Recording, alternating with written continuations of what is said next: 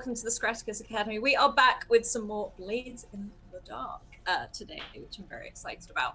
Otherwise, before we head around and say hello to all these lovely people, please check out the link that's coming up in chat now. That includes the Discord, where we have a channel specifically for this game. We'd love to hear what you think about it, and maybe your favorite bits, or even conspiracies in this one. What am I saying? This one in every game I run. Conspiracies. Also, YouTube, if you miss out on anything, you can head over there and catch up on all of the videos. They are in playlists for each show. And also, if you want to get into a game, we have lots of viewer games on the channel. So please drop Scrat a DM over on Twitter. I will say this now before I forget. Please check out the content warning of this one. It is a very grim, dark setting. There is a lot in this, and it can be quite brutal, so please check that out too. A huge thank you to our wonderful sponsors in the form of Magehand Press. You can now buy their Dark Matter book in shops as well, hardback. It's a fantastic book. I ran Argo with it, and it's one of my favorite systems. Also, the wonderful Deck of Many, the Deck of Many Things, who also created Humblewood, which I believe is the viewer game after this. It is the opposite of this game. It is incredibly wholesome and very light-hearted. So not this. Also, Hero Forge, who completely blew out of the water their Kickstarter by 6,000%. And we are doing some more stuff with them very soon, which I'm very excited about, which is coming up. Otherwise, let's hop around and say hello to everyone. And I'm going to refer to people by their character names because I really want to say Dabu 2 for 1 again. So, 2 for 1. Oh, hi. Hey everybody, how are you? I am playing Dabo 2 for 1. His class is a spider, if you know the system, kind of like an orchestrator, mastermind. And you can find me at Crusade Warlords on Twitter. You can find me at Warlords Crusade on the internet for all my leather goods. And you can find me in Glastonbury, Connecticut. That's where I'm at. So anyway, I'm excited to be playing with these lovely people. This is going to be great. I love this game after 1 week. That's it for me. Well, 2 for 1's ready. 2 for 1 is ready. And then we're going to hop down and say hello to Spurs. Oh, hi. Hello, my name is Simon, aka at Lucha Libris on Twitter, and as you can see, I'm geared up, I'm ready to go, because I am playing Spurs. He is the cutter for our crew, the muscle. Wonderful, absolutely fabulous, thank you. And then we're going to hop down to our wonderful Odessa. Oh, hi. What's up, y'all? It's Nazim, and I'm Nazgul on social media, and I'm your hound for today, Odessa Ward. I love it, thank you. And then we're gonna hop down and say hello to Blue. Oh, hi. Hi, I'm playing Blue. She's our slide, aka the person who always knows a guy for everything. I am Tiffany Shanley on Twitter, my real name. Wonderful. And last but certainly not least, Rajani. Hi, I'm Izza, or Evil Clever Dog, and I play Rajani, the Whisper, the spooky lady who talks to ghosts and demons and spirits and stuff. And yeah, you can find me at Evil Clever Dog on Twitter or Instagram. Fabulous, thank you. And we will jump in straight where we left off. And Odessa, as Thomas pulls this pistol, you see his coat throw back, and he fires once, then he fires twice, and then again and again, as it sort of these shots go off, as you turn round and look at this shadow of a creature growing but recoiling and screeching away from you as it hits. Thomas walks towards this creature. He's standing almost next to you now as this thing reaches up for a moment, and you hear it shriek, and you can see the glasses at the back of the bar start to shake and tremble, and 2 of the top shelves, which are purely crystal, start to shatter, and you feel like you have to clamp your hands over your ears as this screech goes off. And Thomas very calmly walks forward. He notices it doesn't stop. He can't load anymore, and he just throws this pistol at it as it sort of falls back and lays motionless on the floor of the 13th. The ghost falls back? stops moving. You can see Son of a mostly bitch. like Those are this best bottles. this fingers of the thing are sort of twitching, but it looks to have recoiled massively, as in its face is stretched out as if it is frozen in the spot of being hit. And there's no blood. There's no sort of residue, but there is this almost like smoke slowly raising off of it. What the hell can I do? Can I don't know, do some kind of, I don't even know, survey to figure out what kind of ghost this was, or So you can do like that? a survey or a study, either one. Okay, let's do survey. That's what I got points in. My position is controlled. Yes. Standard. Yes, correct. Da. Okay, yeah. Are you approaching this creature, or are you literally keeping back? You can see that Thomas is retrieving his gun and sort of looking at it, wiping it down in case there's any ghoul on it. I'll step closer, but I'm still standing to keep my distance. You can step closer, and there is a very much a putrid smell coming from this thing.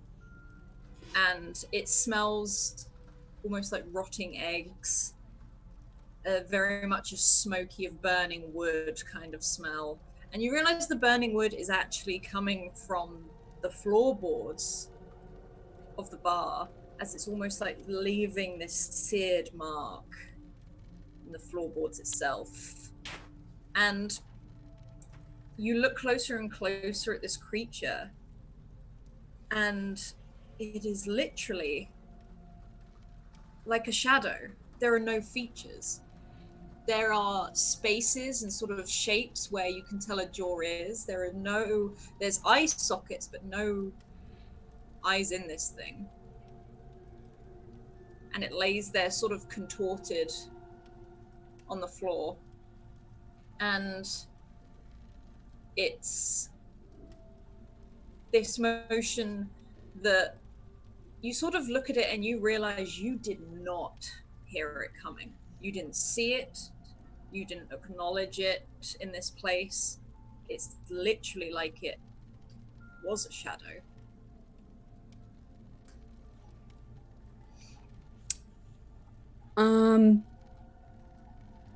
Can you hear me? Thomas looks around and goes, yes. Not you drunk buffoon. This thing, do you know what this is? Oh, don't get these things often in here, do you then? No, I don't know what this is. And he sort of pulls a scarf up around his face. It stinks, though. Mm-hmm. I imagine we have other, like, magical protections, even in here in the main room, to try and prevent this kind of thing from happening. Oh, yeah. So, and it still came in. So, your ward's not working anymore, then? Doesn't seem to be. For all I know, this thing could be connected to whatever took our supply earlier. And someone is getting them in here effortlessly. I'm gonna look around and see if there's any other traces of this kind of like wood burning in the barn, if something like this has come in before. Okay. I'll say on that last roll, because you rolled high, you can definitely see what looks to be, if anything, at first you follow your nose. You watch Thomas sort of walk forward to this thing. He crouches very low, sort of with his arms resting on his shoulders, and he sort of takes the edge of his pistol and tries to push at it, but you notice it passes straight through, and the arm almost dissolves like smoke. And you, at that point, see this burn mark on the floor where it fell. And behind it, you see seared into the wood these huge footprints that look like they would have belonged to the creature, and they've almost got a clawed-like end, 3 toes, almost bird-like,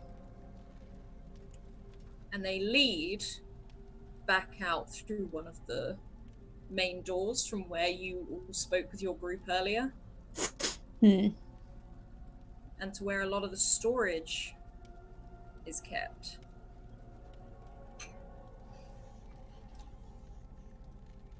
I'm gonna go in there. I'm gonna follow the footprints. Thomas sort of looks up. Where are you going? I'm just checking something out. I was like, well, I better come as well. And he walks back to the bar, necks that last bit of whiskey, puts it down, and starts reloading his pistol.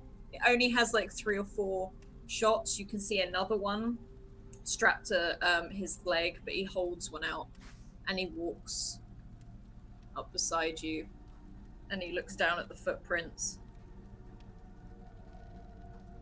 after you. Yeah. I'm gonna take a pistol out as well and get ready. And head through. Easily, the door looks to be slightly ajar.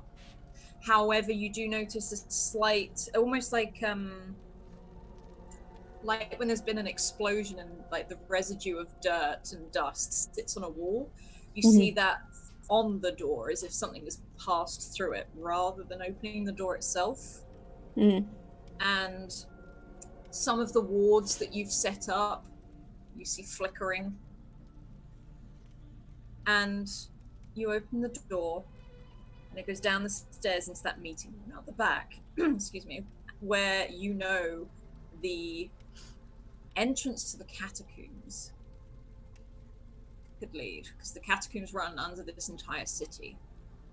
And you do have almost like a cellar trap door. You can see that the footsteps lead to there. But again, the trapdoor is not open. You can see footprints on it. But another thing you also know is that your security systems would have picked up something if someone opened it, closed it, or anything. And it looks completely secure, like how you left it. But they're clearly leading towards the door. Correct. Well, this could be very well where these ghost things are coming from, but I'm only seeing signs of an exit. I don't know if we should go in just yet. I want to step out, come back out of our casino, and whistle for my bat friend. Did I name him? I don't remember what I named him. I don't think you named him. I think it's just Bat Bud. It's Bat, I think. You send out that whistle, and it's almost shrill, sort of on the night. And you don't hear a flap of wings, but you hear that scurry. Those little hooks on the wings is sort of coming out of one of the rooftops from one of the drain pipes. This huge creature blinks at you. These ears sort of flutter, and you hear a little bit of a screech back, its long muzzle, and it starts to crawl down the side of one of the buildings before jumping off its full wingspan out, and it heads straight towards you. I welcome him, shake him up, ruffle his little furry head. You do see Thomas take a step back. He takes the step back at this huge wingspan as this thing basically, lands in front of you, because this is big. And you can see him pull a face, but he doesn't go too far back, but this bat sort of waits, nuzzles into you a little bit, and you can see those little teeth that sort of click together, almost like he's chatting. I have like a little messenger thing set up to one of his feet, and I toss a note in there, and it's going to read that the casino is compromised.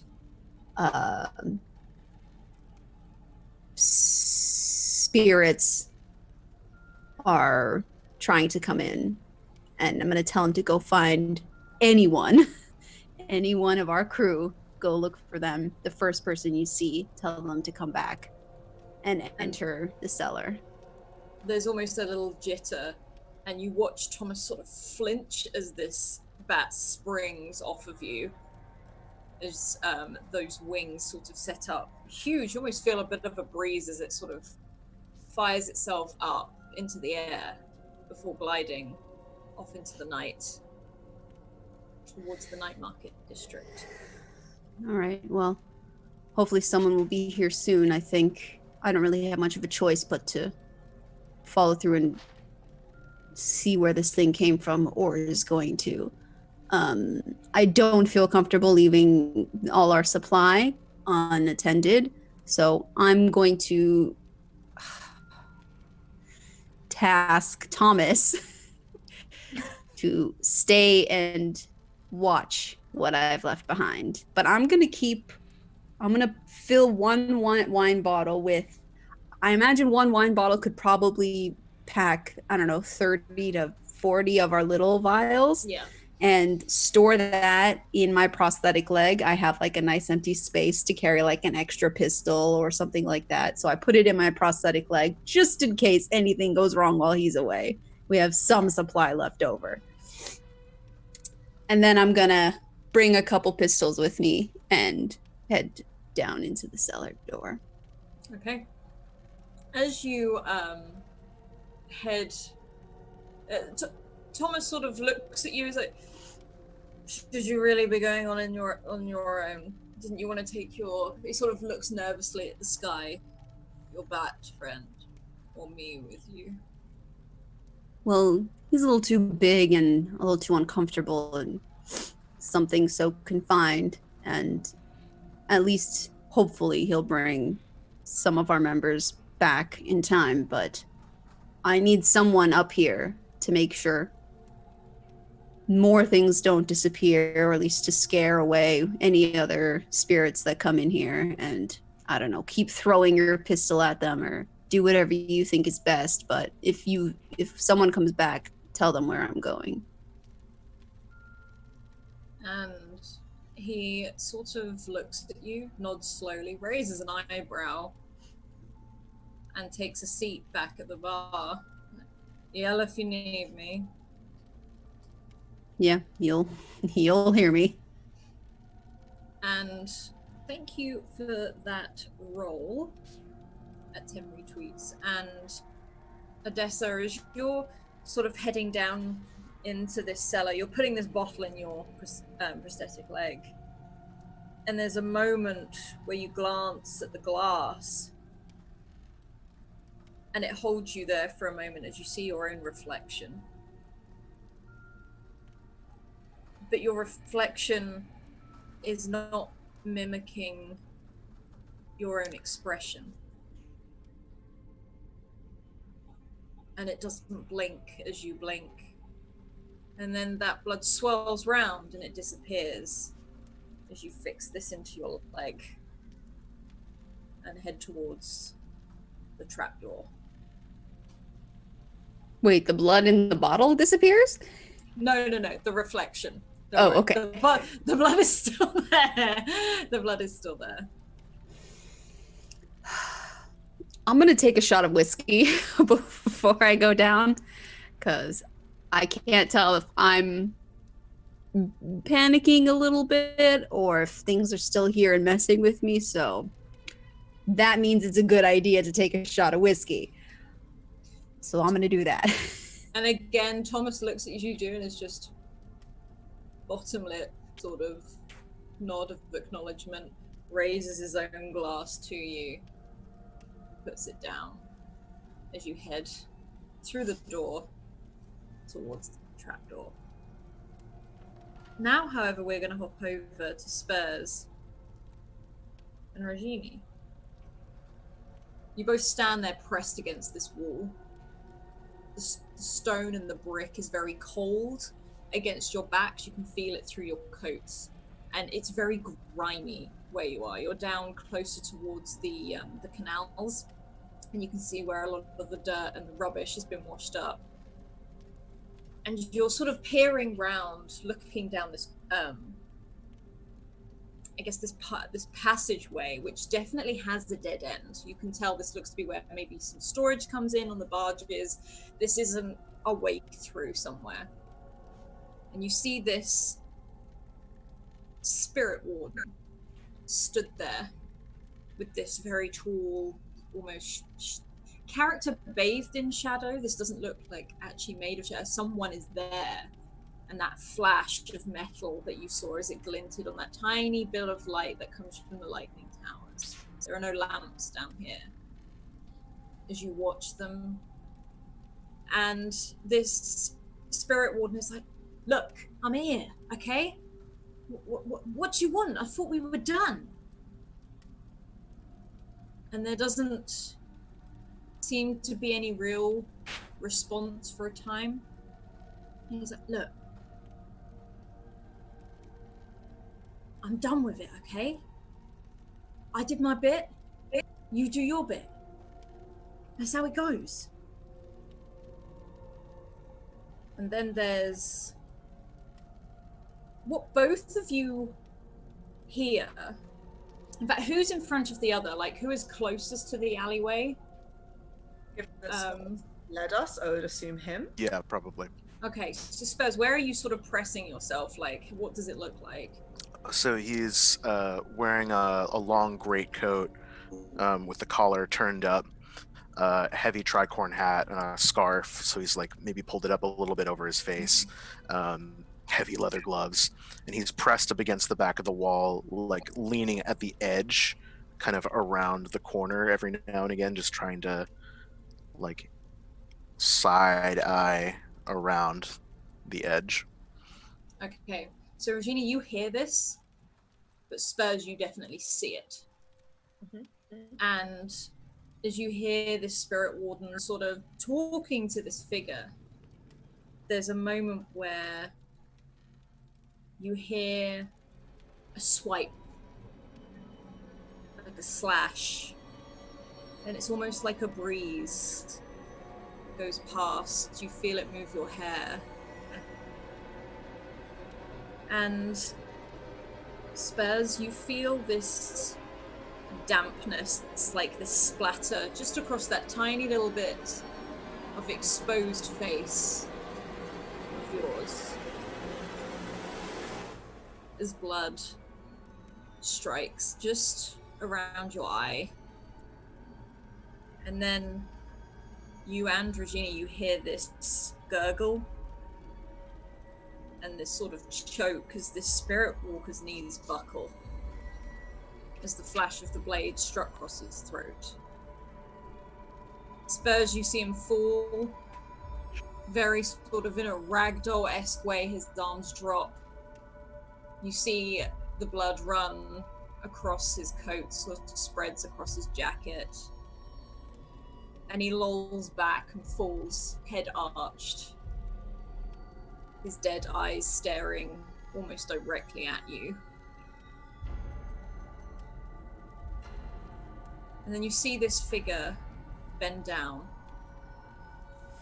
tilt their head from side to side, sort of moving bits of the jacket of this dead spirit walker, dead spirit walker, almost like he's looking for something.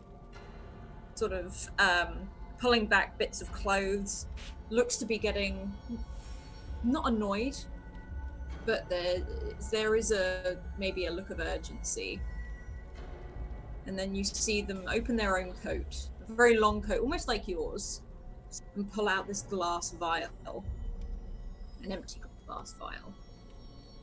And they reach very closely towards where this dead warden lays, right by his neck, where you can see this face, and you see in the light this gloved hand come out, turn the warden's face, and takes some of this blood into a vial. And for a moment you see that tiny bit of light cast across this face, and it does look human. And it's holding up this vial to the light, reaching back into their coat pocket, and you can't quite see what it is, but they put something in it. Shake it around a bit, and it starts to fizz and blacken. And you hear almost like a very sort of guttural snarl of disappointment. Not loud, it's almost very animalistic, as it secures the vial and puts it back in its coat and turns its back to you and Regini as it walks towards the dead end of this alleyway. Is there anything you'd like to do? Well, I think at the slash, Spurs like flinches for a hot second, watches everything happen, and then turns to look at Rajani. So there's like a speckle of like fresh red at the edge of his face when he says, "Well, so much for that lead.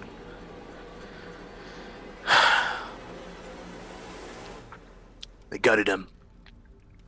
Took something from him. Blood, maybe. Looks like he's on his way out." Blood from him. Peers his head back around the corner. They still there? It's walking away.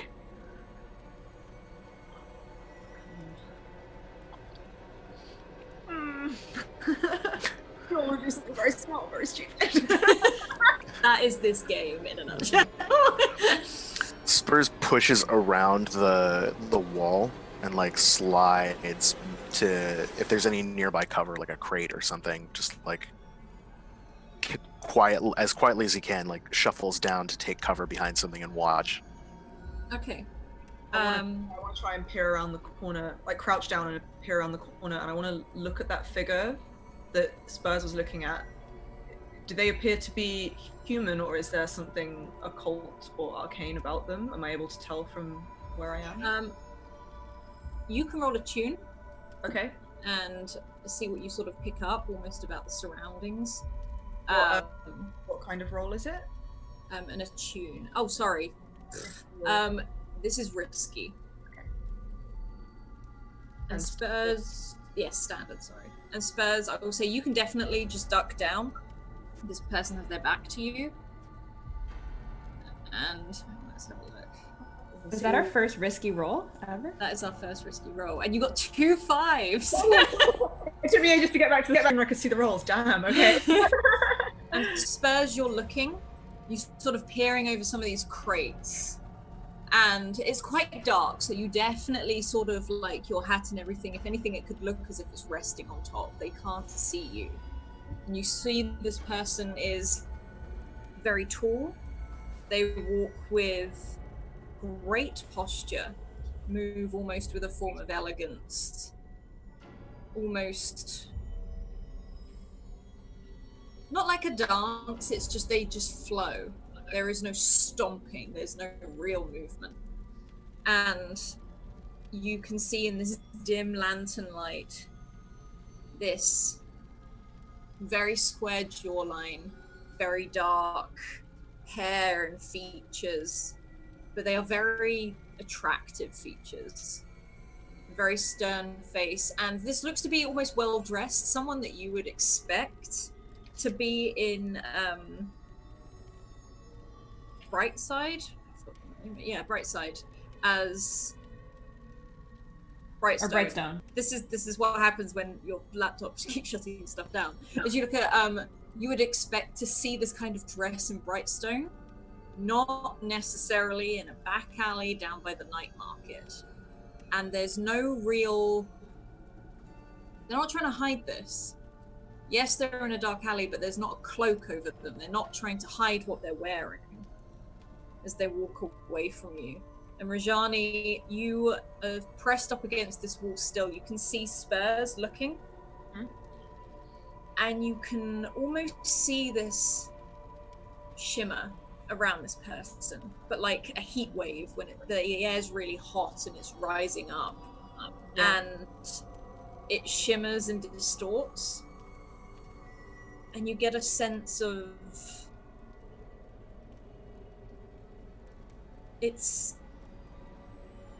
You can feel darkness there.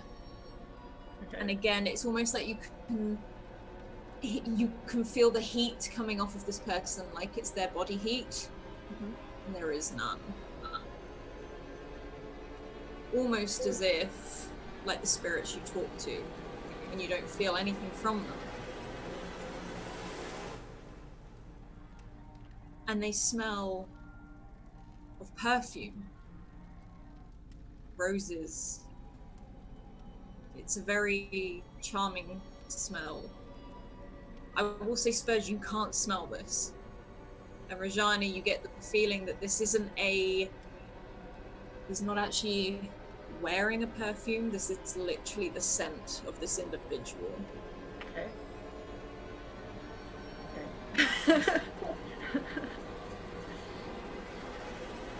I'm just looking at my compellability, like, what if I could tell him to do something? No, but it says a ghost, not... Okay, I'm not going to do that.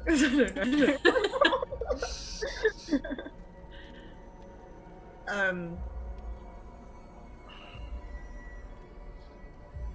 Are they still holding the vial that Spurs described? You saw them put the vial back into their jacket. It was definitely on the inside, as if they put it in an inside pocket as they went. And Spurs, I will say, you watch them walk to the very end of this alleyway. And they stop by this sort of blackened brick, look up towards the sky. This far away from it. And they put their hands up and feel that cold brick. And then they start to crawl up it.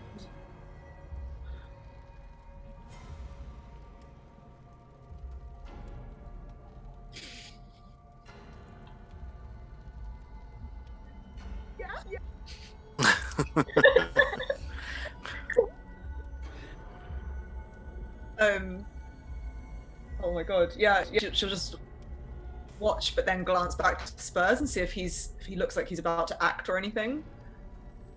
Spurs' hand is brushing against the edge of his coat, like he's reaching for something, but not necessarily like, I'm gonna do this right away. It's like, I'm gonna watch you. Yeah.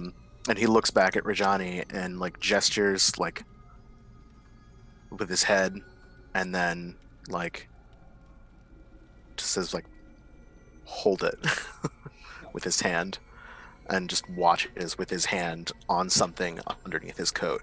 Yeah. He's not going to do anything immediately. He's just going to let it get away. On her pistol is stowed.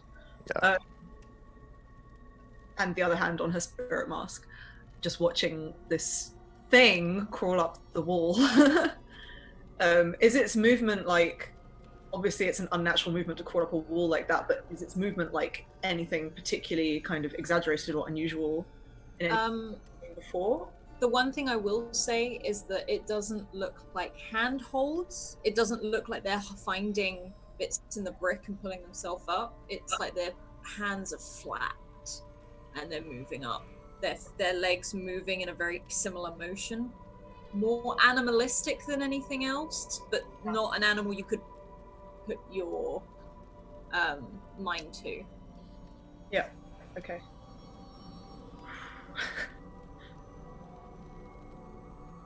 It does crawl further and further up the wall until you see it reach to the top. With its two hands, pulls itself up almost effortlessly, not even using its legs, and stands tall. And you can see this silhouette for a moment. He turns to look back down the corridor you are both in, and and then there's a flash of static from one of the lightning towers. And he's gone.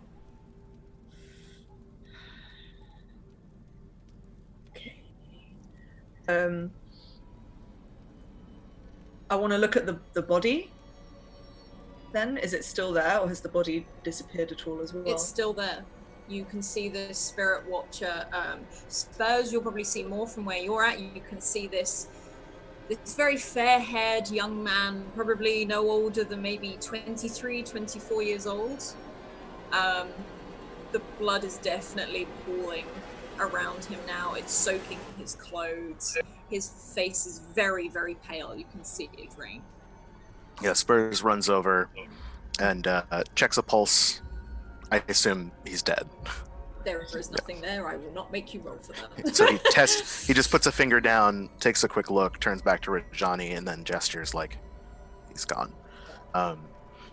He then turns and goes down the alley and like kind of runs his fingers along the ground and then looks at the wall. And he's looking for traces of what this thing left behind, if anything. Like, did it leave like droplets or smells, or he's I think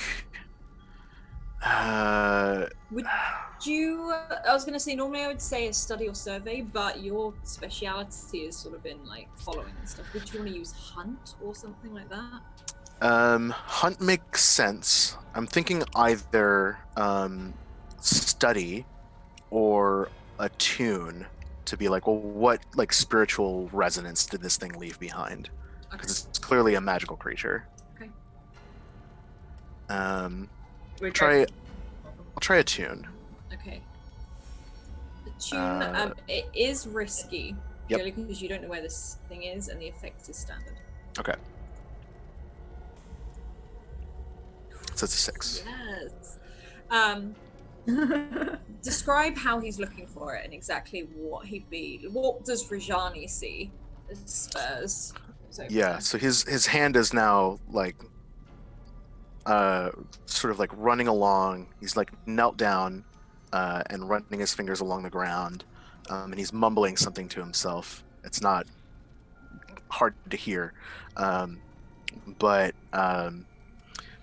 he reaches under his coat and pulls out a necklace. It looks like it's if we had a close-up on it from the TV show, right, it would be a close-up on a silver nail that's been hammered into a ring. And so he holds it up to his mouth and like presses his lips to it. And then from a bracer on his arm, pulls out a little vial of swirling blue liquid, pops the cork and like takes a sniff, puts the cork back in, snaps it back into the bracer. Spurs' eyes get a little glowy. They turn like a pale blue color, and like there's a little bit of a blue mist coming out of his mouth every time he breathes. And so he like looks up, looks around, and runs his fingers along the stone all the way up to the wall and like puts his hand on it. It's like tracing symbols. And then once he's sort of seen what he has to see, turns back to Rajani and like lets out a long breath. The rest of the smoke, blue smoke, comes out of his mouth and his eyes return to normal. As you sort of draw with your fingers on the wall, Rajani, you can only see it because of your ability, but you think maybe this is something normally only Spurs can see, as the markings almost appear in blue and glow. And you notice they, for you Spurs, seem to light up this wall. And you have this image in your head, almost as if you're standing as close to the wall as this person was. And for a moment, it's like you can hear a memory of them breathing. You can smell roses. You smell just a very pungent perfume. And the more you linger there, the more that blue sort of leaves your body. It gets stronger, almost overwhelmingly so. and it's overwhelming, but you like it. You feel like maybe you wouldn't normally like something like this. This is not something maybe would usually be to your taste, but in this moment, you feel like that is one of the best smells you have ever smelled. And you sort of look at the wall, you look back towards this fallen warden, and you get a sense as you press your hands to this wall and the blue sort of starts to fizzle around it. There are two things that happen. The symbols that you place on the wall, they begin blue, and then it's almost like they just burst into flames and fizzle out as if something has disrupted it. Not disrupted what you can see, but it's stopping what is there. And it's almost like the residue that is left is dangerous. It's the opposite of the feeling you get when you clasp that hammered nail around your neck, which in fact right now is starting to feel quite warm. Not burning, but it feels warm. And you're not too sure what it is, you're not too sure why, but you feel a sense of history, ancient, old. They're almost words that start popping into your head in this blue smoke.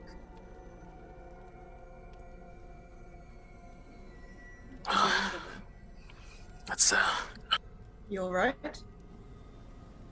yeah, just got a nose full. It's wrong. It's got a cloying smell, aura it leaves behind. I haven't really smelled anything like that before. And like roses. Yeah, real sweet. Yeah, that's what I smelled too when I looked at whatever that thing was. I tried to take a closer look at what it left behind. I don't know what's going on, but the wards I was trying to trace to get a better look, I got a sense, and then they burned up. I don't think it knows that we're here, but obviously it doesn't want to be found, and it doesn't want to be tracked. Not easily. Yeah, and we certainly don't want it to know that we were here. Although, I don't know, I find it quite difficult to sympathize with a spirit warden, but it seems cruel. Well, it's very good at what it does. We should find the spirit we came here for before this one comes back, if it does. I don't know how they do things with the wardens. We should get rid of the body. Perhaps we shouldn't touch it at all. It might implicate us in some way. Do you think the Bluecoats are going to take kindly to seeing a mysteriously bisected spirit warden lying around in an alleyway? No, obviously they're not, but we don't want to be caught with it, do we? Well, we can make it look like an accident. Yes. Just roll it into the river. All things float. Sure. How close are we to the river here? You're right next to the this is one of the alleyways that the barges come past and take the crates off. It's what Spurs was hiding behind. So okay, so here is. It would have to be a quick movement, Yeah. but you could do it. Okay, let's do this quickly before anyone else gets here. Spurs kicks the body into the river. Okay. She You moves sort of- past him and then just stops and is like, okay. You roll it and you hear a splash. Under his breath, Spurs murmurs, "Flame take you." And this body starts to drift down the canal. The last of that redness seeping out into the water. And we hop over to Blue and 2 for 1. You've just Yeah. left that pub. tavern. Yeah, you guys have Real been pie. dealing with some dark shit, and we've just been hanging out with Douglas, like eating pie. Got it easy. And Douglas told you of a new merchant in town. Not here long, or at least maybe not well known for very long. A Marcus. A tall, sort of seemed to be fairly good-looking man, though, as he was described. We have lost Chris. He was described as tall, dark, and as Douglas said, a pointed face like a rat, a face you can't trust, but gets what he wants. And you've left Douglas in there, sort of eating his pie and drinking his ale, probably quivering a little bit. But you head out into the street, and you know you can find this Marcus by the night market.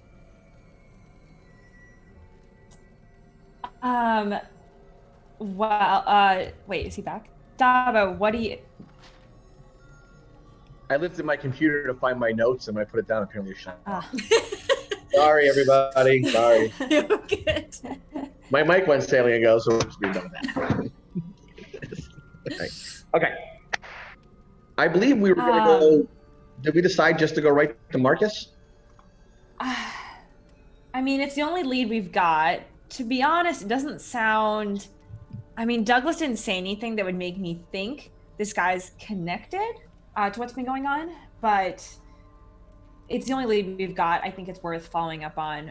Plus, a dangerous new player is always worth checking out, right? Seeing what he's selling. Maybe he's a competitor.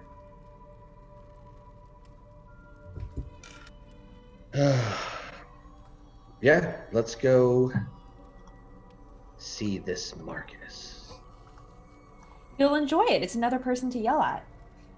How far are we from Night Market? Yeah. How far are we from Night Market? How can we get there? Don't just lift his laptop over again. Aww. You're not that far from the night market at all. You are pretty close. In fact, again, the night market is not necessarily some people really want to go. You will have been there before. But you can head to the night market, and almost as you hit that district, you... Absolutely hates me.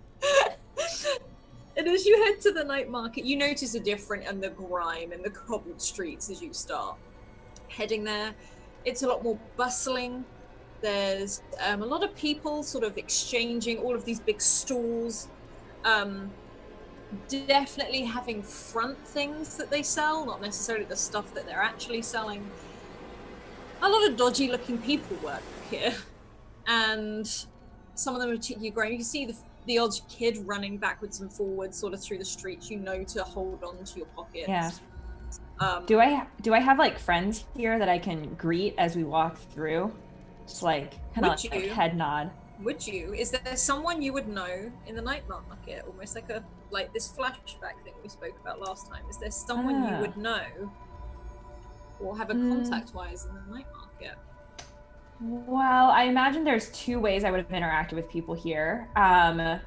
Personally, I imagine that Blue has like dabbled in the odd illicit substance and might know, especially from her like kind of like partying habit, that behind some of these alleged like food stalls, there's like a second offering.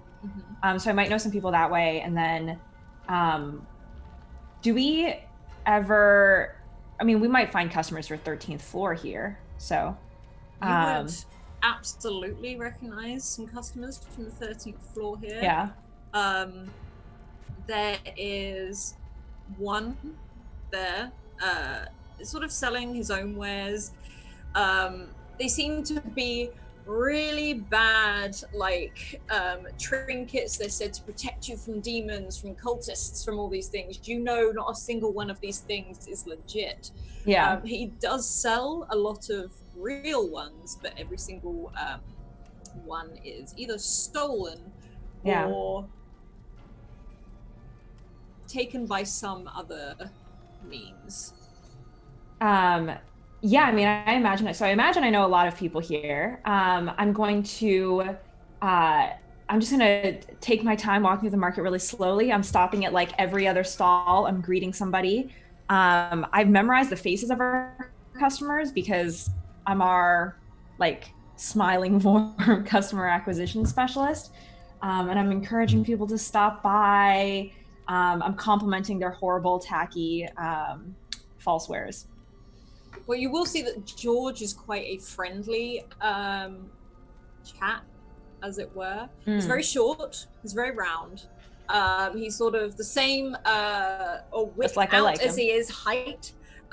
He's very, very red in the face, very big rosy cheeks. He's got a big smile on his face, and he sees you, and he's blue as he sort of like heads over. Yeah, I walk over to say hi, and I just like I put my finger in his dimple. Georgie. Yeah. And you see him sort of like holds like his hand there for a moment after you let go, almost as if like looks a bit awkward and nervous about it. And then he looks at Dabo and he's like, "My friend, you were both not normally here on official business." He sort of looks at both of you, and he's got a very smiley face. You definitely know that he deals in some dodgy wares, but he does it purely out of gluttony. He wants to enjoy things. He wants money. This isn't like something he does because of an ego or anything like that. I guess I must really like him. I empathize. No, we're just browsing, Georgie. Just casual. Thought we'd take a stroll through the market. A lady needs to get some sunshine every once in a while. He looks up at the sky, but yeah. Well, fresh air. He looks up at the sky again. I kind of do like a mocking smile, and at that point, I'm just gonna lean forward and be like, "What can you tell me of this new merchant, Marcus?" And George sort of takes a step back at you being so direct compared to Blue, and he's like, "Oh, Marcus, that's yeah. And he sort of looks at you and puts a finger to his lips. Maybe we should talk about this in my storage room." Storage, yeah. This way. And he has a proper waddle on him, like he sort of knocks into things as he goes. You get the distinct smell as you enter this back room of tobacco and wine and food. Like as we're walking, is there anybody watching us? So I'm just gonna scan the crowd and see if anybody's just staring at us. Okay, do even just take an interest in it. Yeah, do a survey for me. Survey? A survey. And what kind of roll is this? Controlled? Risky? This is controlled. Controlled. All right. And standard effect. Yeah. You scan around. You look around all of the streets. The one thing you will say is you see, they're not looking at you, they don't seem to have acknowledged you or anything, but what you do see is spirit wardens. And they do come down here every now and then, normally to, weed some people out and things like that. But there's a lot more of them lately. Normally when you're walking through the night market, you might see 4. Half the time they travel in pairs, but you're seeing about 8 of them. Are they like the authoritative figure in the city, the spirit wardens? Are they the authority? They're not the blue coats. The blue coats are like the authority figure. The spirit wardens are very much kind of on the lookout for ghosts and ghouls and things like that.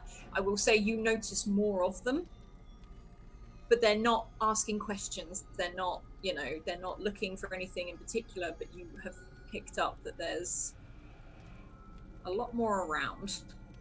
As George shows you into the back room, he sort of gives you a big smile. His cheeks are as rosy as mine are right now, as he sort of opens the door and guides you both in. There's a lot of crates, there's a lot of covers over the crates.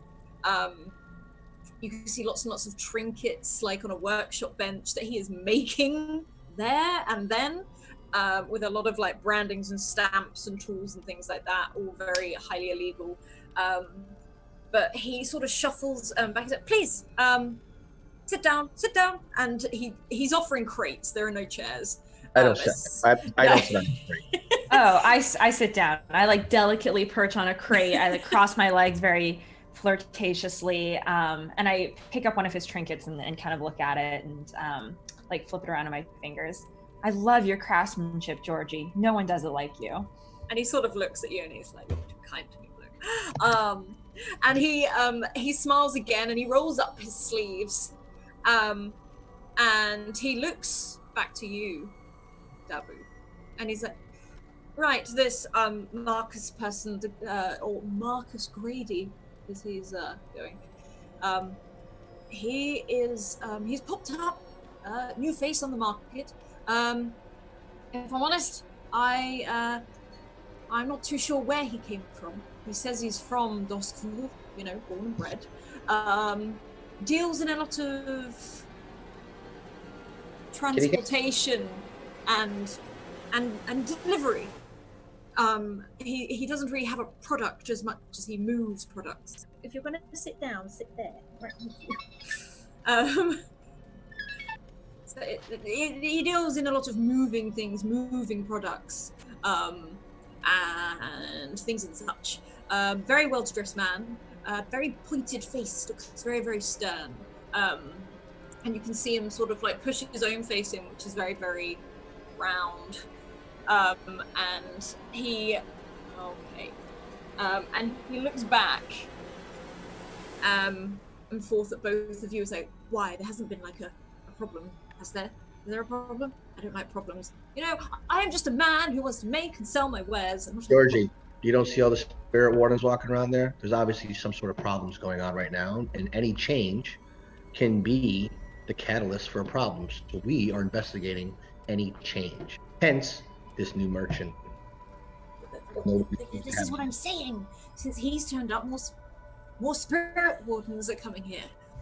Have they shown any interest in him? Do you see them flocking around what he's doing? No, that's the weird thing. What's his custom is? Yeah, why does he move? Anything, everything, whatever people want him to move. You know, he's got the product, he's got the money, he's doing it, but I don't really you know, I like to stay out of trouble. You know, I want to, you know, make my money. I can come see all of you wonderful people at the 13th floor, but and we love to have you. Yes. And I love that you will have me there. But if anything, and no one ever listens to me. I don't know why, but since he came here, spirit wardens have been, you know, popping up. And he sort of leans in a lot closer, like he even gestures for you. There's no one else in here, but he's gesturing for you to lean in. He's like, and disappearing. Spirit wardens have been disappearing. The spirit wardens aren't just looking for spirits anymore. They're looking for their own people. That is unheard of, Georgie. Somebody seems to be making some deals with some supernatural and eliminating the Inquisition supernatural. That's what it seems to me. That's not you, Georgie, so it must be somebody new. So I think it goes without saying, we came in to see this stupid object you're selling us here. You told us about it. I mean, I can't complain. The more spirit wardens up, people start to panic and they buy more of my product. So I don't. Well, paranoia is good for something, I guess. Yes, I suppose so. We were never here. This has been super helpful, Georgie. Just real quick, and I want to use my special ability to detect if he's being dishonest in any way. Is there anything else you've even heard a rumor about Marcus that you haven't told us? If I'm honest, I try to keep out of his way. He's a bit of a terrifying man. That's why I set my market stall up here, so I don't have to interact. But he's, I have heard, he is very much a gentleman. He is, you know. But if you are a customer, of course. So, Georgie, it goes without saying that this conversation never happened, right? Correct. You would be correct. I'll tell you what, you keep an ear to the ground on this gentleman and any dealings, don't put yourself at risk. You inform us of anything that you care about. You know where to find us. And at the same time, if Georgie or somebody else takes an unwarranted eye towards you and your goods, you can call on us to try to assist you with any issues and problems. How does that sound? And he nods very enthusiastically. And he sort of looks at his hand, wipes it like on his coat, and then. And as I'm shaking his hand, I'm like, you know why they call me 2 for 1, right, Georgie? No. Good. Knowing, let's just say, well, and I turn his wrist, and a mark appears on his wrist, and I was like, you can't go back on our bargain. And he looks. How does that relate? He looks back and goes, oh, that. That makes a lot more sense now. And he looks like his face drops a little bit. Makes a lot. Okay. We have a deal. We have a deal. You can find sanctuary if you need it at the 13th floor. And In he the nods. meantime, eyes and ears. And do me a favor. If you ever see that one-eared Douglas running around here talking to Marcus, you'll let me know as well. Oh yeah, Dougie's around here often. If you see him talking to Marcus, you'll let me know, right? I can do that. Perfect. We have an understanding then. Yes. Well, And I will see you at the 13th floor. perfect. I'm gonna look at Blue. Thanks, Georgie. I'm gonna give him a kiss on the cheek before we leave. Yeah, he sort of, and he does like a little like half bow, half curtsy towards you as you go to leave. So as we leave, I'm gonna say, well, let's go make introductions to Marcus. I still don't get the 2 for 1. Is it like 2 for 1, like a normal deal and a ghost deal? Is it just Some other time. I thought you knew the story. Are you sure we shouldn't just call you Davo? This conversation never happened. Since that appears to be your Kind of like catchphrase. it's kind of like a long title too, right? Hey, I've got an idea for our conversation with Marcus. Okay, I but you think- have this unrelenting flaw to just be as direct as possible. Yes, I know. Please try to suppress it for just half a day, if possible. Well, think about this for a second, Blue. Just humor me and then say what you're going to say. But if this gentleman shows up and has this much influence, and the blue coats are staying away from him, he's going to be able to. He's not dumb. He's probably intelligent, which means he's going to be able to sense deception. Take lead on the conversation. We'll see how it goes. Yeah, but I'm a really good liar, Davo. And I will do my best to well, anyway. I think we should talk to him as if we're considering hiring him. We've got product. We need it moved. It will give us a good reason to ask him about his business and how much security he has and if he can protect our goods from, being seized, that kind of thing. Right, but in all conversation you have with him, let's just assume this. Let's assume he's the mastermind behind the theft of our product. Let's assume he already has a bunch of information on us and he's 2 steps ahead of whatever information we have on him. Just assume that. And if it doesn't come to fruition, all the better. If it does, we're prepared for that circumstance. I'm a whiskey bottle half full kind of girl, Davo. I'm sure it's gonna be fine. The whiskey Look on the bottle bright is side never every half once in a full. while. Let's go around. The whiskey bottles are empty with you around. Okay, let's go meet Marcus. Yeah, Georgie mentioned he's further into the market, so I think we should just keep heading deeper. Let's go. We walk down, further into night market. Okay. And you head down further down the night market. We're gonna hop back to Odessa. And Odessa, you have where's that dang bat? Odessa, you have headed towards this trapdoor. Are you opening it or are you looking at it a bit more? I'll give it one more look. Okay. I'll just say that you can look it over and you can see that it's still locked. Like the keys on your side, they haven't been touched, they haven't left your side. This doesn't look to have been touched at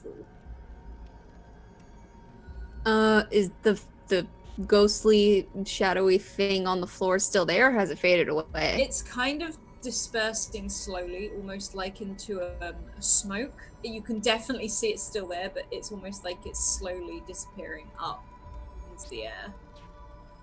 Okay. Yeah. Thomas, make sure you holler as well if anything comes back here. I'm gonna head down. And he just gives you a bit of a wave. And you can unlock the trapdoor, and you see those steps that head down. And you can start walking down towards where the catacombs are. And it's not a long walk down, but you feel the temperature drop as you go down, and you can see lanterns down here, probably ones that you have all put around. They're easily lit. And there's this moment as you're walking through this eeriness of these catacombs. They haven't started straight away. This is sort of like an entrance as you head down towards this area. As you get further and further in, you see almost like dug out shelving. I don't know if anyone knows the French catacombs under Paris, but it's the walls and walls from floor to ceiling, these skulls and bones almost neatly placed in each of these holes, each of these sort of small dug out areas. And they all face forward, and you come towards almost like a crossroads down here. And you know these catacombs are very easy to get lost in, and it sort of, divides off into lots of different routes ahead of you. I will say there are lanterns that you can light or take with you. You are not in the complete darkness. All right. I'm gonna look around and see if I can spot any more footprints or ghostly residue of any kind. Okay. Like the footprints in the casino. I will say, because it's earlier, you can see some that seem to be walking down two different paths. You're not sure if they came from one and went down the other and back up, because it's a bit of a mess. But the two on your right of these other lanes of catacombs definitely have these markings. And on one side of the one that is fully to your right, you can see where these skulls have been stacked in what looks like drag marks, burnt drag marks of maybe where nails would have been just pulled along the wall. I will quietly follow. Okay. Could you roll me an attune, please? Happily. And this isn't risky, this is controlled. I don't have any points in it, so it'll be fun. Okay. 0 dice, take the lowest result. On a 2, you feel a cold breeze pass you.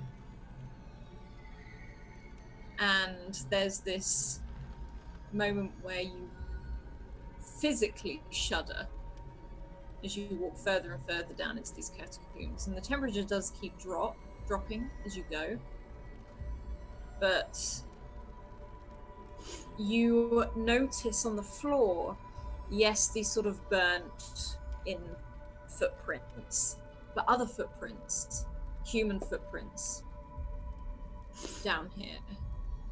And somewhere you hear this whistling, not like someone whistling, like the breeze whistling down here. And as you walk further and further, darker and darker into this channel of skulls, these bones, you smell that mustiness.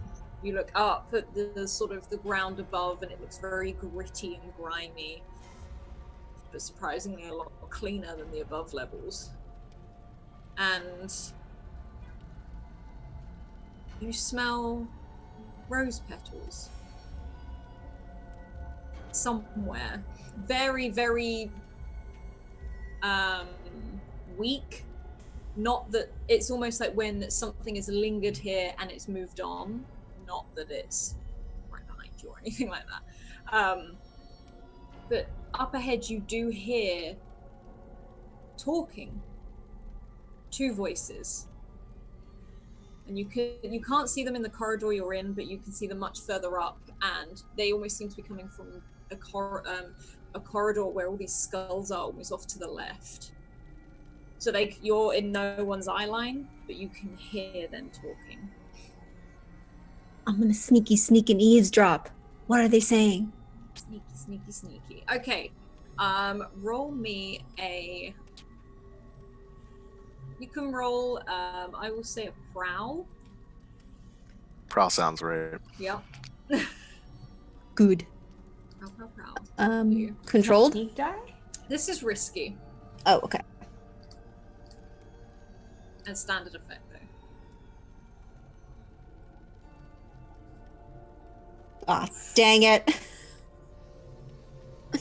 You start to sort of sneak around this, down this corridor towards the, towards where the corner is. And as you're deeper and deeper inside these catacombs, you are so intrigued by what's ahead of you, you don't look where your feet step. You hear a crunch of bone as where something is knocked off onto the floor. And you sort of look down for a moment and you see it underneath your foot as it breaks. You hear, what was that? I told you we weren't the only ones down here. And would you stop panicking, okay? You're gonna get us both killed if we find out we're down here. And you can hear some more panicked sort of talk from another voice. Just like, look. There's so much scary stuff happening down here right now and above ground. If people find out about this, they're gonna go into panic. Okay? We need to just go check that out, would you? And you hear footsteps starting to come round the corner. What would you like to do as you hear them heading your way? There's no possible way of disguising myself or hiding in these small catacombs. They're not just small, you have some upright ones where full skeletons stand, where they're propped up. You know that they're probably of maybe a higher importance, but they're propped with a perfectly almost cut out shape. If you want to try and hide, you can.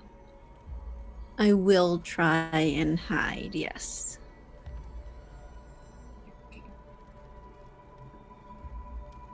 Would that be another prowl? I would say another prowl. And what is, remind me again, what is the function to add dice? I take stress? You take stress, yeah.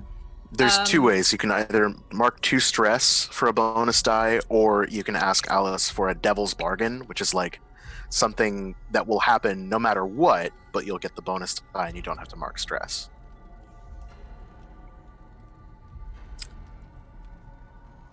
I'll mark a stress.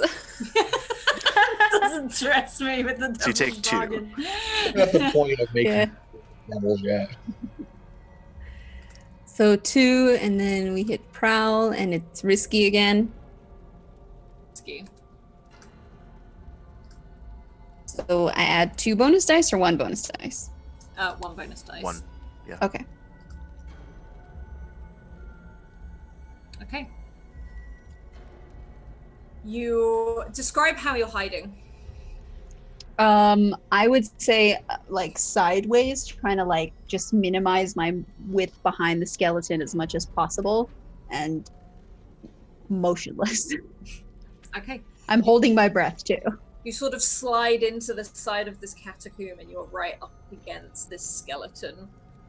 As it's there, you sort of have it sort of pressed against you. This is a very small space.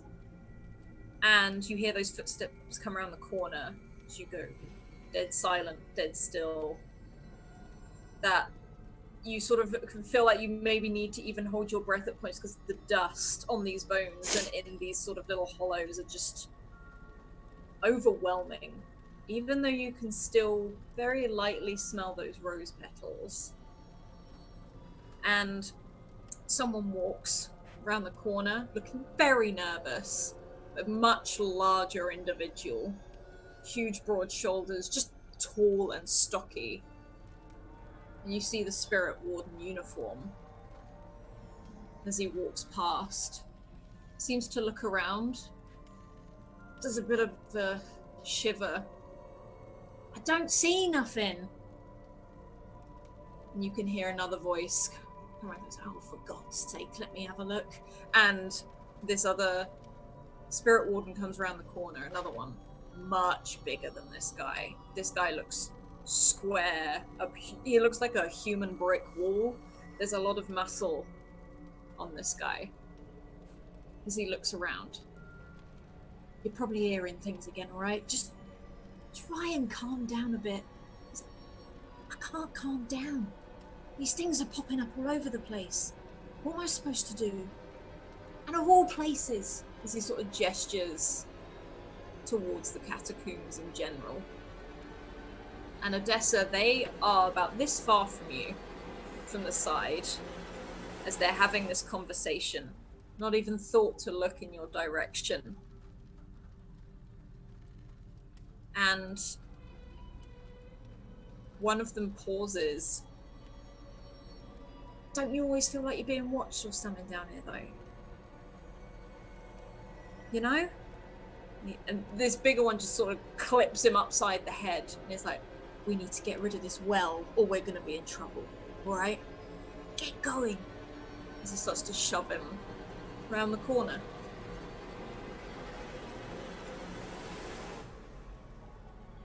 Odessa, as you stand there on a 4, there's a moment where you're holding your breath because of this dust.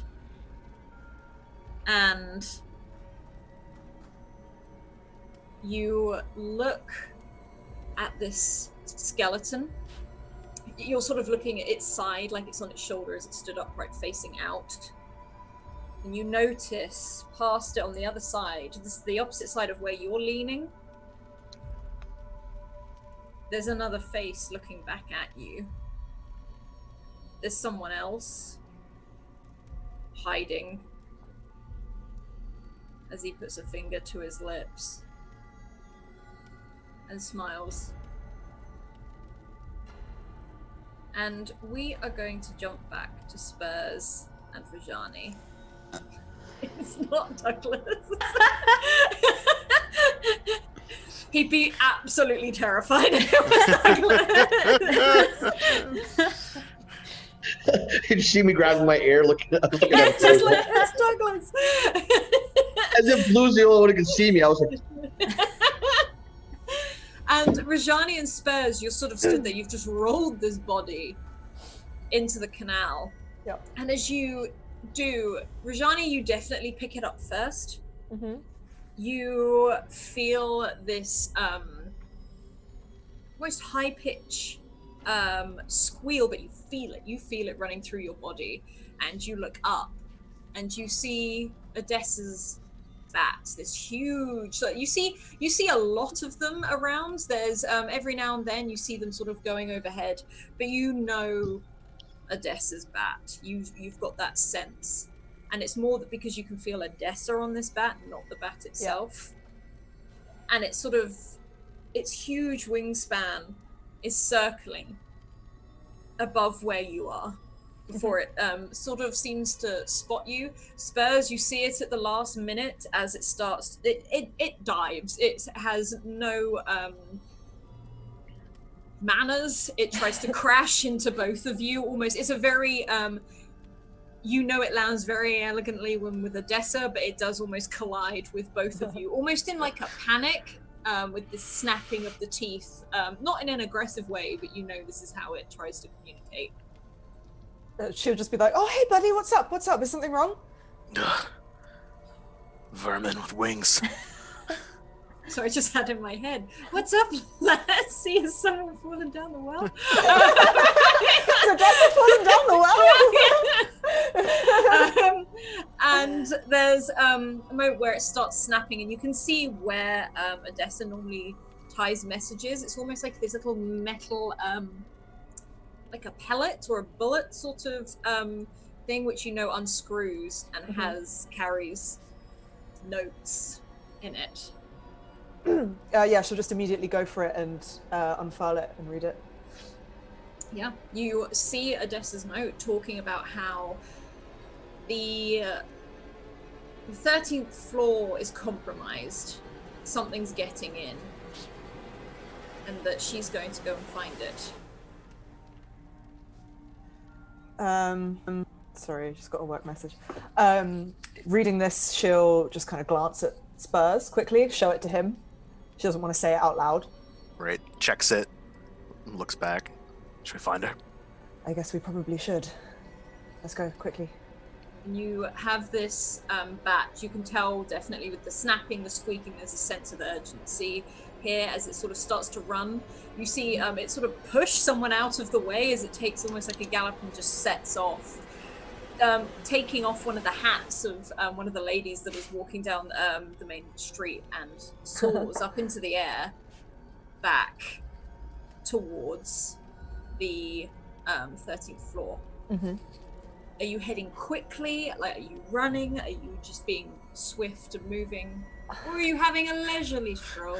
I mean, yeah, we don't really want to draw attention to where we're going or what we're doing, but we want to get there at a brisk pace. So do we know any sort of like little side streets we can just kind of like slip through rather than going through the main thoroughfares? I'd say you know it all quite well, especially with Spurs there as well.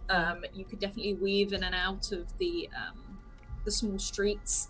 There's some other people down there doing very much a similar thing, but it avoids the main crowds, the main people out and about.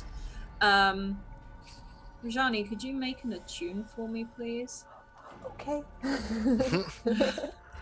So we're in Night Market trying to get back to Brightstone, yeah? Mm-hmm. Yeah. So I think we're like pushing through the crowd, and then like I'll snap for a carriage and we'll jump up while you're doing your attune. Okay. The attune risky or controlled? This is not risky, this is controlled. Spurs, you can head just slightly ahead as you're sort of trying to grab one of these. 2 3s. Yay. Okay. You are running just behind Spurs, sort of, I say running, moving quickly just behind Spurs. And you're still running along by the side of the canal. Yep. And you see, almost like it stands out to you, and you get that sense of something otherworldly, I guess, that sense of maybe a spirit or something. Mm-hmm. There is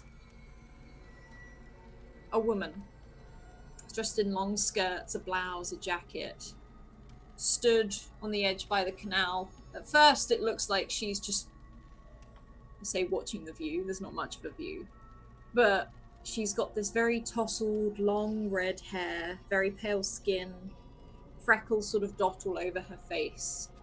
She stares up, not forward, directly up at the sky.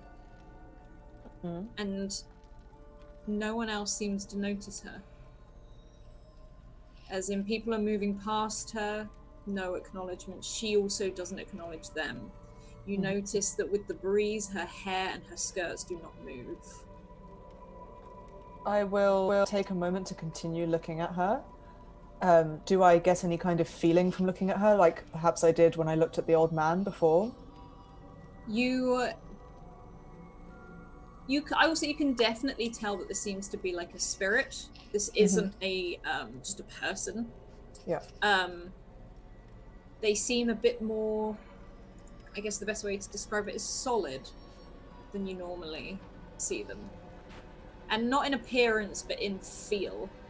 Yeah. You feel like you could reach out and hold this person's hand. And with your experience, maybe that means they've only recently passed on. Or there could be another reason. And it was a woman, you said, not a man. It's a woman as she stares up.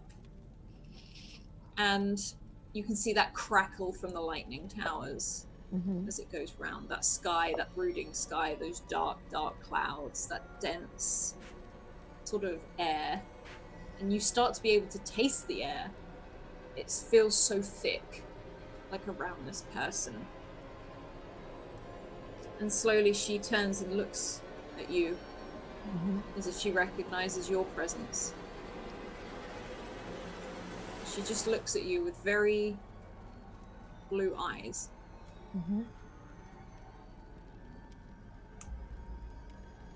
Does she have any kind of... Is her facial expression blank, or is there any hint of any kind of emotion on it? It's very blank. It's almost, it's unnervingly blank. There is no expression. There's not even a look of tiredness or awakeness. It is almost as if it was carved out of stone. And she looks at you. And in an almost whimsical voice, I've seen them in the mirror.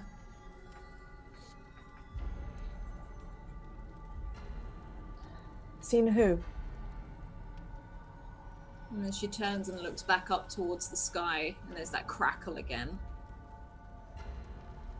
The energy farms are failing.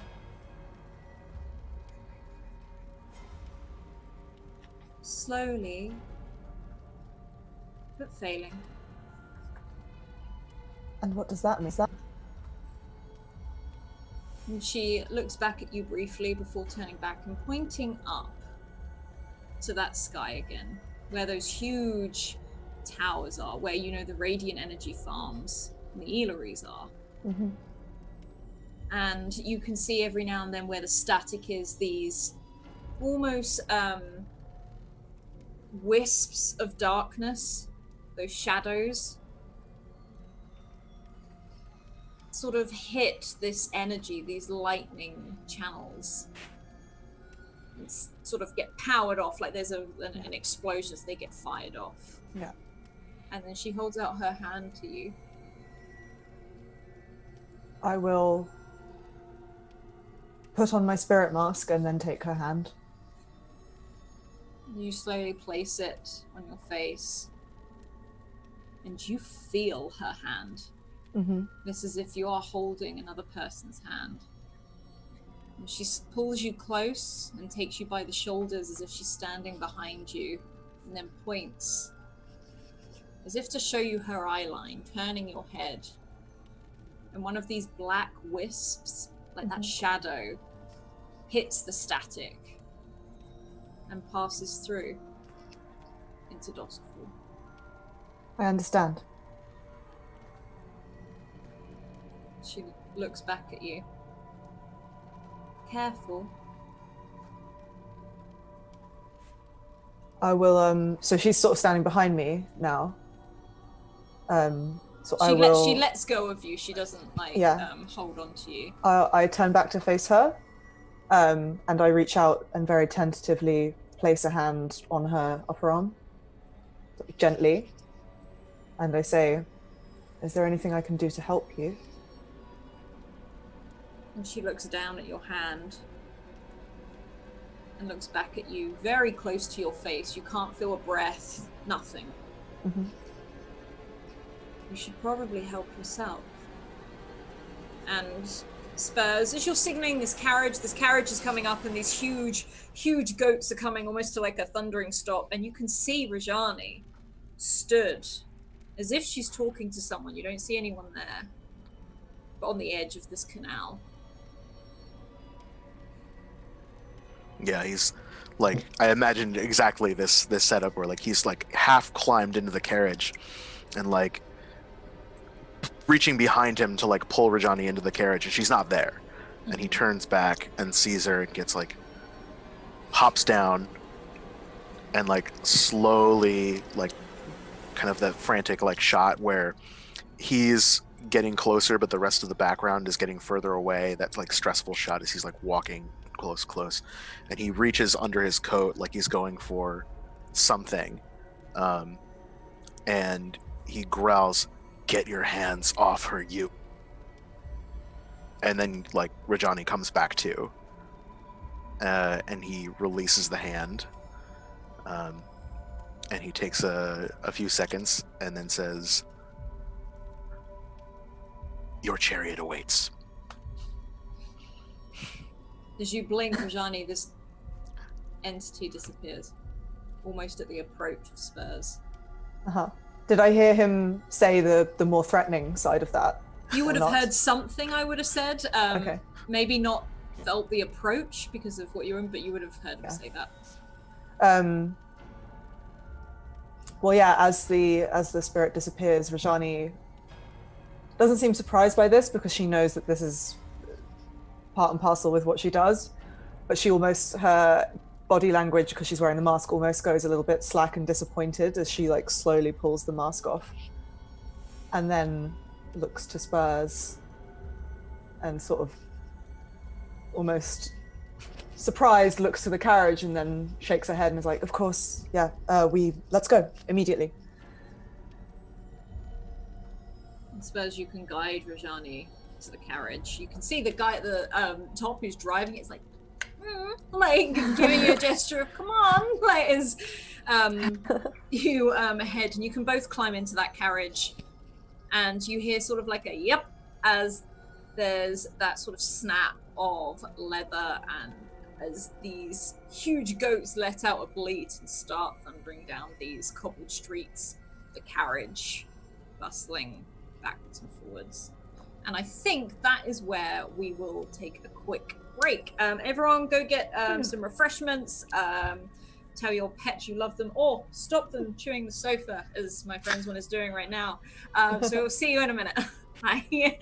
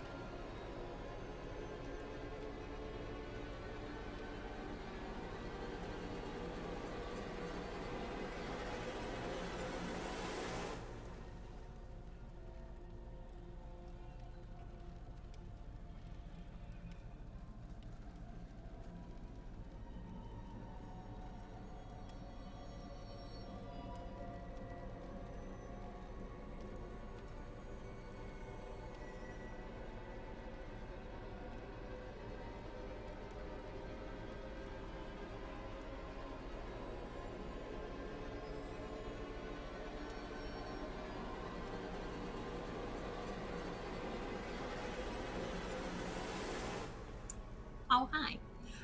As we send off Spurs and Rajani back to the 13th floor as the carriage rattles past, we head over to Blue. Oh my god, it rhymes. Blue and Daboo. Is it Daboo? It's Dabo. It's I want it to be Daboo. Call me Naboo. Let's call me Naboo. I'm the Star Wars fan. I call him Daboo. I call you Daboo, and you're constantly correcting me. Great, that's like my last game. Galaran. Hey, you're choosing these names. Let me just change that to 2 for 1, and that's it. Okay, so Blue and 2 for 1. You are heading down the night market, and you can see what looks to be like the front of a shop. It's definitely what was maybe once an old storage building or something to that effect. There is a plaque outside that says Grady Industries, and the door is open. People are going in and out. It seems a lot more higher level, maybe more professional as maybe some of the other market stalls around here. He's got a sign. But I'm very impressed already. He's got a sign. But you can see it.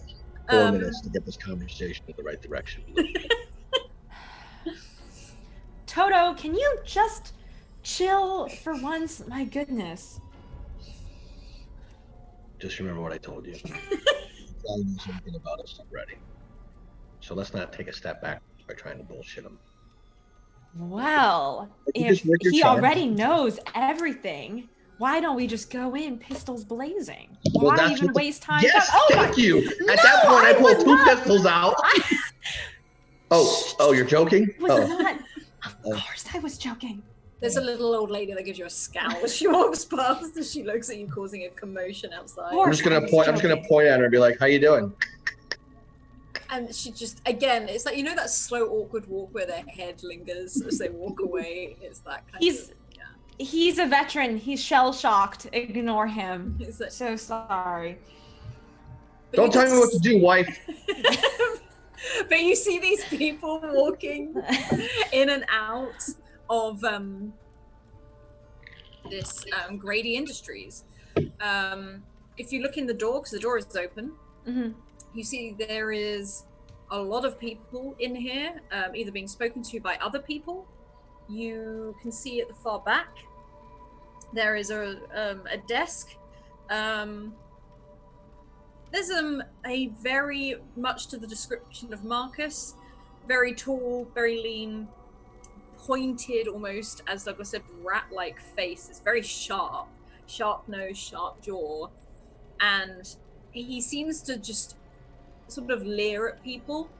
But every time one of them makes eye contact, the eyes sort of widen, and he gives them a pleasant enough smile. You don't think it's because he's actually angry. You just think he's processing a lot. Like, he looks like he's thinking constantly. He's not fully. And someone has addressed him as Marcus. We now have identified him as Marcus. You can see people coming over with all of these papers, a name all of tag, these things, saying, "Call me Marcus." No, but they're just like, "Mr. Grady, we have some more for you." And he's like, "Yes, fantastic." And he's just shifting things around.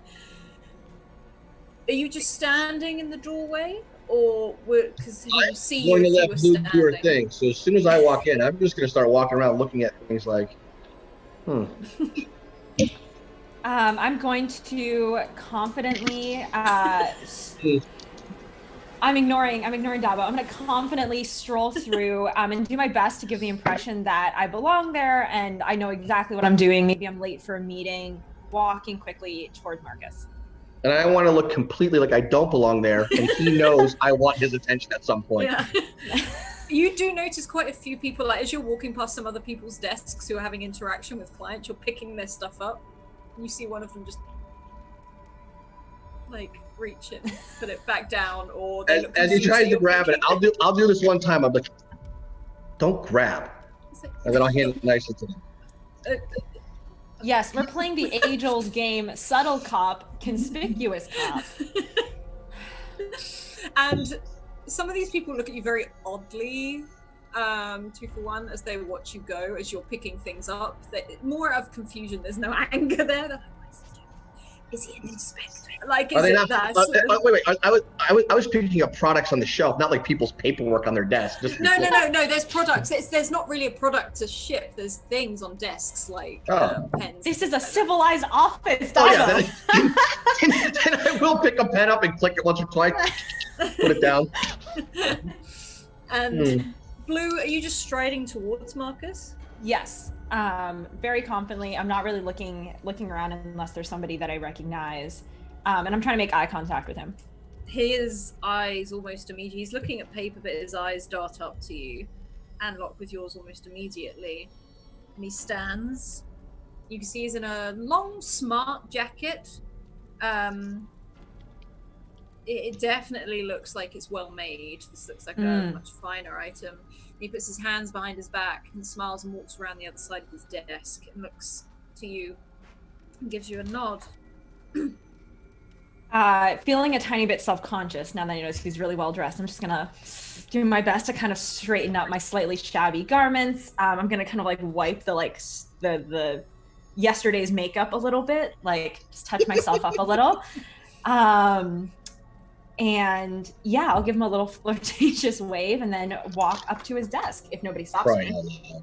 Yeah, no one stops you. In fact, they're not really. Some people look at you, but they've got so many clients in here that's not like a standout thing. And he looks at you and sits on his desk. Ward leans against it, doesn't sit on it. He's like, how can I help you, madam? I'm gonna mosey over at this point.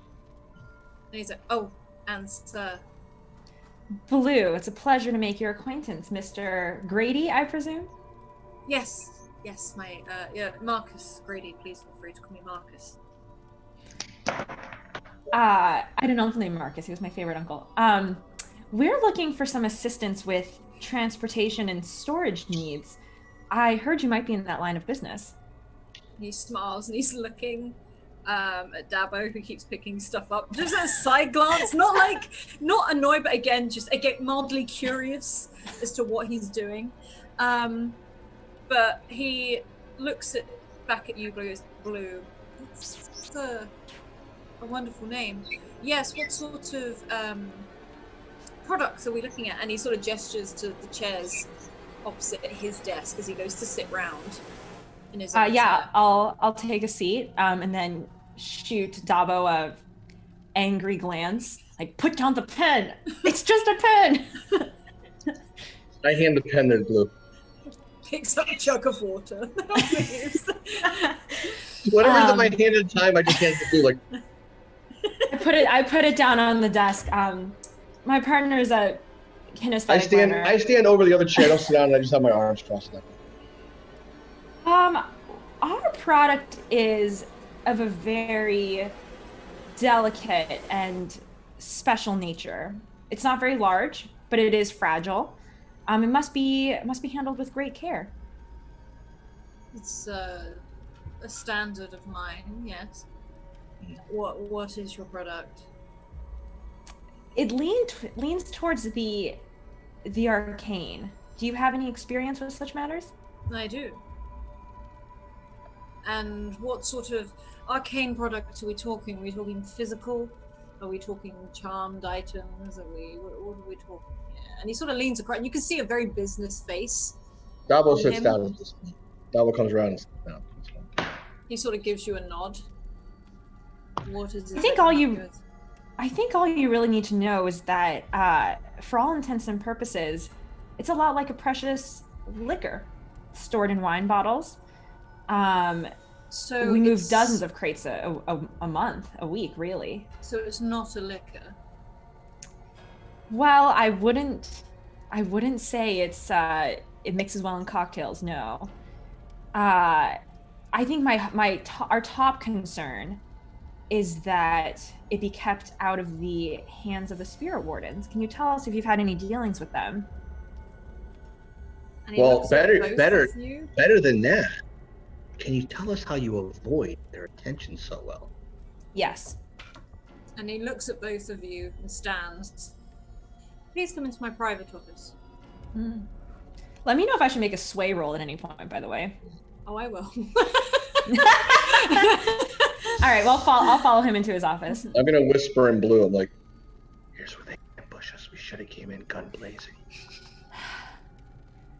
Stop, and I'm just going to fight. Stop picking up the water. And he opens the door and guides you into his office. It looks very much like the big one you were just in, but much smaller scale, just with one desk. What looks to be shelves and shelves of books. Some weird trinkets about.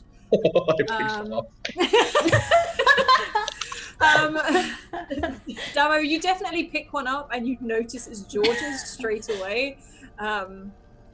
It's one of George's handmade ones. He watches you go. You didn't mention George. He nods. Anyway, please, I must make it very, very clear. I must always know what I'm transporting for both the health of me and my employees. Why do you wish to avoid the gaze? Can I make a deception roll there, Alice, when he says that? Because I'm thinking that he might already know what we have, so I think this is a good time to make a deception roll, or a sense deception roll. Yeah, no, absolutely. What would that be? Let's have a look. I'd say either sway or consort. I'll know if he's out. I'll know if he's outright lying to us as well. So I'll do consort. Is it controlled? It is controlled. This seems to be just a. Okay. Okay. So I have 2 points in it. Does that mean I'm going to get 2 dice already? Yeah, you get 2 dice. Okay, 3. right. I get 3. Awesome. Standard. Standard. Bonus 0. Oh, it is 2 dice. Sorry. I got a 5. Okay, so what is it you're trying to?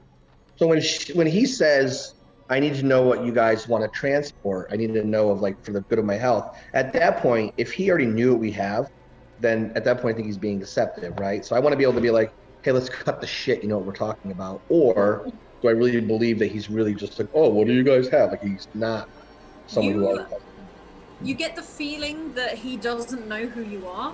Maybe he's new in the marketplace in general. And it's very much, he's asking out of curiosity. He doesn't seem put off by it being, you know, the possibility of something bad, but he doesn't know. Let's back up a step, Marcus. We like to know a little bit about who we're dealing with, and we haven't heard a ton about you before. How long have you been in business here in Doskvol? And he looks at you, sort of, you see those eyes narrow. You came to me, but of course, understandable. I am Marcus Grady. I am one of the Grady brothers. I am the only one that decided to head out into the Merchants Guild, as it was. I've lived in Doskvol all my life. I was penniless most of my life. I started from the ground up. successful with a reputation of being. Sorry, you phased out. Say that again. Reputation that people are intimidated by you, and you have to avoid detection of the blue coats and the gray coats. So that led us to come to you.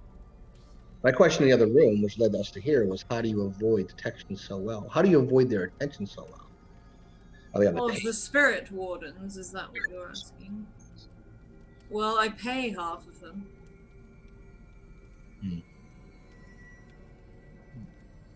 It's very easy to get what you want when you pay for it. It doesn't mean you can trust what you get, but they sort of was this. And for people maybe feeling intimidated by me, I suggest they review their own business. Well, I wasn't saying it as if it was a flaw. It's actually a very commendable trait in business. So we're interested in working with a new provider for our transportation needs because we've been concerned about the increased number of spirit wardens, especially in Brightstone and this area, really all over the city. Do you know why they're stepping up their patrols so much? Because it's putting a bit of a crimp in our step. What is it that you need transferring and We transporting? actually need storage. We have a problem with someone stealing from us. And up until this very moment, full disclosure, you were a suspect of that. Now that we don't think that, or I don't anyway, perhaps it's good. May I ask why I was a suspect when we have never met before? Well, because you came out of nowhere. You have a reputation of being shrewd and intimidating. You avoid detection of the spirit wardens and the blue coats. And since you've been, coincidentally, opening shop in business, more spirits are out and more spirit wardens are out. That seems to again avoid you. You mustn't take it personally, Mr. Grady. Dabo suspects everyone knew of... It is a healthy suspicion to have, because as much as I came out of nowhere for you, you have both come out of nowhere for me. Fair enough. We stole that place like a year ago. What are you talking about? Acquired the legal title to that place is what my colleague means to say. I was trying to make a joke and try to lighten the tension because I sensed there was some tension brewing. Like I said, don't take it personally.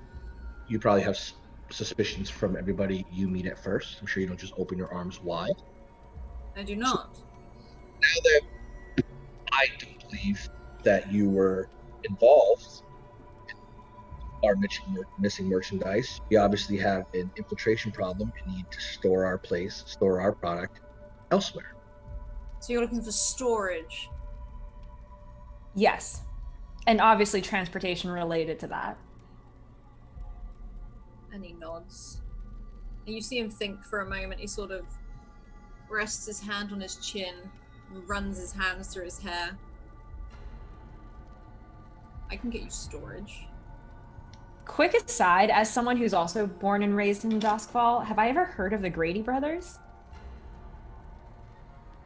Roll, hang on. What should I get you to roll me? Study, I was guess? gonna say, I guess a study or something like that, yeah. Roll a study for me. Controlled? Yes. Okay. You haven't heard of the Grady brothers. You have heard of their father. Or at least someone who you can assume is their father, or maybe even an uncle. You have heard of Jonathan Grady. And he was never really known for having a family. He was never known for anything like that. All you know that he was nasty in particular. And people would talk about how he did things for pleasure, not for business. But he was known to be nasty. He is said to be dead now. But again, it's like one of those kids' fairy stories. You know, if you don't behave, Jonathan Grady will get you. If you don't come home on time, Jonathan Grady will get you. Got it. Cool. One other question. Mm-hmm. What do you know of Mr. Wainwright and his steel shipping companies? Mr. Thomas Wainwright? Yes.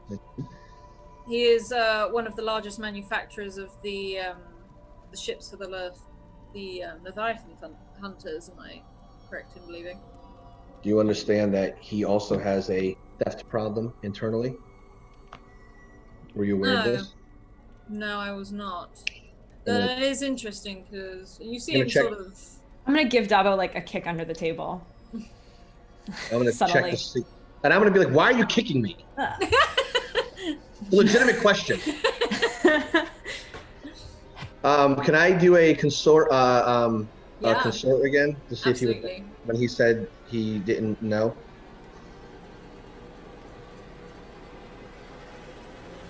Four. Yeah, he doesn't he genuinely seems to be pretty surprised. He looks at you and he's like, I thought he had some of the finest security in Doskvol, especially with someone of that high manner, but you know, I mean, that sets up a potential client for me, I suppose. Hence, the problem I talk about is very significant to us. Understood. I work for people with dealings and such things. I work with people with money, people that don't want to have information spread or found. So I feel Definitely sure I can us. meet your needs. My current client I have some current clients that are fairly high up, and I believe that I will be able to work with you. Well, you can understand, as my colleague said, when even merchants such as Mr. Wainwright are facing a theft problem these days, it's hard to believe that anyone can really help us secure our product. Can you tell us a little bit more about why we should work with you?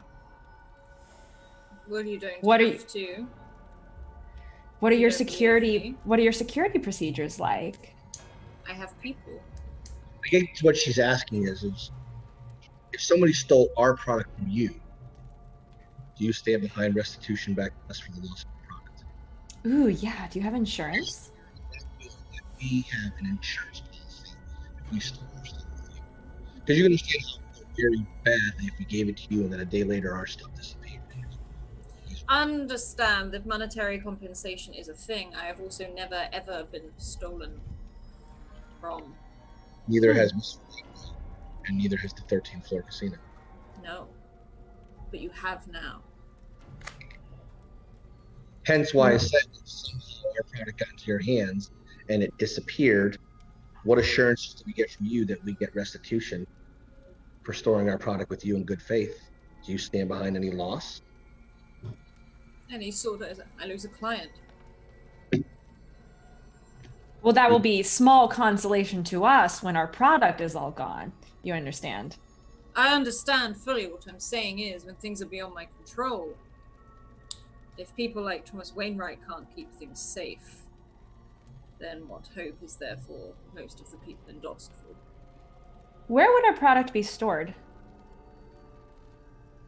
In one of the finer facilities, and what I would normally advise is that it is spread out in different storage sectors over Doskvol, not in one place. If they find one place, they have the whole stash. Stands to reason. And what are your rates like? Fair. And he pushes a piece of paper forward with some numbers on it, and it does actually seem it is on the expensive side, but then if it normally is when you're working with things that you really don't want to be found.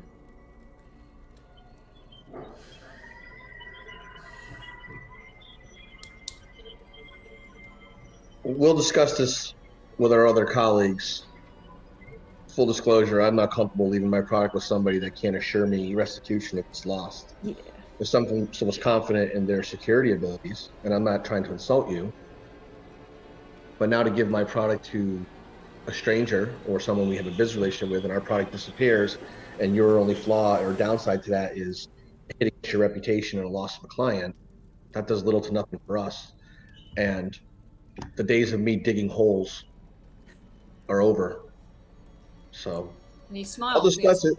This is perfectly understandable. But We must each protect our finances. I do have one more question, Mr. Grady. You mentioned that you have people to secure the product that's stored with you.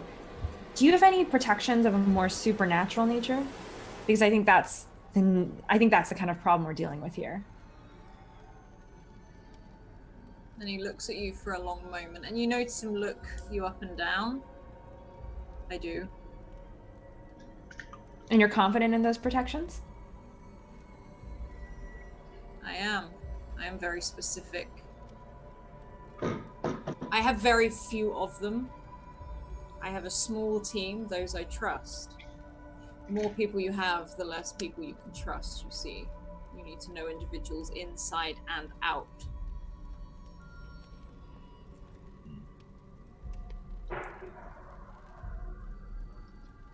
All right, well, this has been very helpful, Mr. Grady. We'll consider your rates and let you know if we have a deal. Thank you. And he smiles and stands. And he goes and opens the door for you. Holds it open. All right, I'll head out. I'll just look at him for a moment before I go. Just kind of like look at him, like, just stare at him for, not with a coffee cup in my hand, but I'll just kind of like He stare at him for stares back. I'm just trying to make this moment as awkward as possible. Kind of like looking at him like, Feels more intimate. nice to meet your anything. question. Yeah, I was gonna... What'd she say? What'd she say? It feels more intimate than anything. You guys are really, really hindering Yeah. my ability to play as a character, just so you know. But no, What's your ship name? Bravo X Grady. You do sort of stare at him. He meets you back very plainly, but he does blink first. It was a pleasure to meet your acquaintance. A pleasure. If you ever find yourself indulging in a little dice or little cards, regardless of any business agreements we may make or not make, 13th floor casino. Be happy to host all your gambling needs. 13th floor. I'll bear it in mind. Have a good day. And you too, sir. And he holds the door open. I don't touch anything on the way out. Okay. And you... I think we're just going to fast track it back to the 13th floor at this point. Okay. You can Right. Yeah, start... to meet up with everyone else. You start heading back to the 13th floor. And back in the catacombs, Odessa, you stand sort of looking back at this face in the wall. And it's, for a moment, it turns and tips its head and looks to you. And as it does, it's like it leans back and starts to disappear into the wall itself. Were there like any distinct features that it had that I can clock or recognize or anything? It was definitely human in shape. And you got that distinct smell of rose petals for a moment. It was a very handsome face, firm jaw. There wasn't really any sort of gesture on the dark hair or anything color-wise, purely because it was as if it was merging from the stone. Well, that's creepy. Are the voices still around? Are they still talking, or does it seem like they've moved on? The spirit ones have definitely gone back down the corridor. They left you. They seem to think that there's nothing else left here. They didn't actually see anything, so they've gone back to where they were. Then I'm gonna come out from behind my skelly man and step to where the face was and just kind of put my hand up to the stone, the wall, and see if there's anything to be found. You can sort of run your hand over the wall, and it's as if there was nothing there. If anything, you know from knowing Rajani, maybe it was a spirit, especially because you're down in the catacombs. It has that feel about it, that this was perhaps a spirit or a ghost or something, or a memory of something. But it felt... the feeling of it was more like it felt sad, as much as it wore a smile on its face. The feeling is sad. Well, it's enough ghost attention for my taste for a single day. I'm gonna step further into the corridor and try, basically retrace the steps of the spirit wardens that were there and figure out what the hell they were doing here. Yeah, you can start tracing their steps. You can see their footprints on this dust in the floor. It's very, very thick dust down here. And you start to head down this other corridor. You don't see them. You can see a lantern light going off down another one. And you can hear this sort of crackle. Again, like a breeze. Sort of, you feel it almost whooshing past. And there's a second where you can hear the voices again, but this time you can get all the way around to the corner. And there's like this static.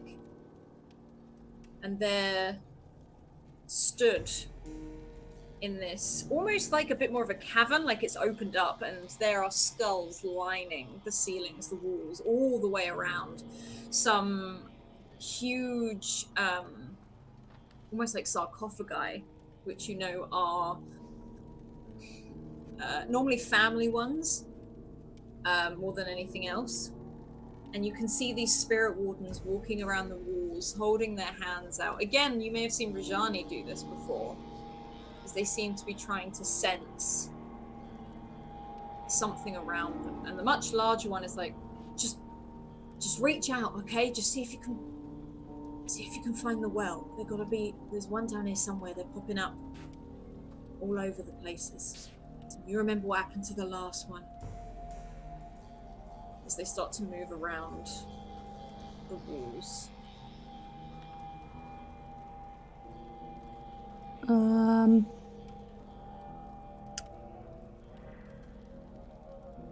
Is there any kind of history of wells that I'm aware of? You know of wells. Spirit wells are pretty rare. It's not really a thing that you have to deal with. It's kind of the reason you have spirit wardens. Spirit wells are things that can pop up within places where demons and ghouls and things like that, it's almost like a doorway to another side where they can come through. It's one of the very few things that can break, it doesn't break through the electric sort of, the static, the towers, because this is like an anomaly. These things don't happen. There's no logic to them. And you may have heard of one in your lifetime, and there would have been like an outbreak of probably particular shadows and things like that would have streamed out, but the spirit wardens are very, very on it. And they normally shut it down very, very quickly. It's like when the other side finds somewhere thin in the veil, and they find a way to break through. And they've just said that this seems to be happening more often, that these wells are popping up. That's what you can definitely take from that. Okay.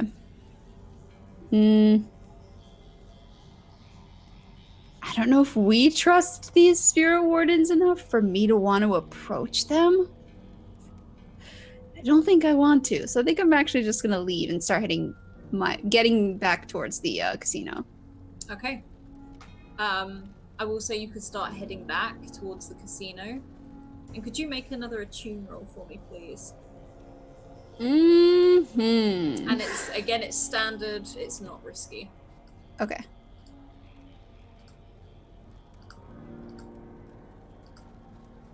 Ooh. You feel as you're walking back, you can't see anything, you can't hear anything, but it is that feeling of being followed, being watched. And you have the sense that the spirit wardens, when they said they felt like they were being watched, it was not by you. And the feeling you have is of this looming entity. And again, you can hear that as something breathes in.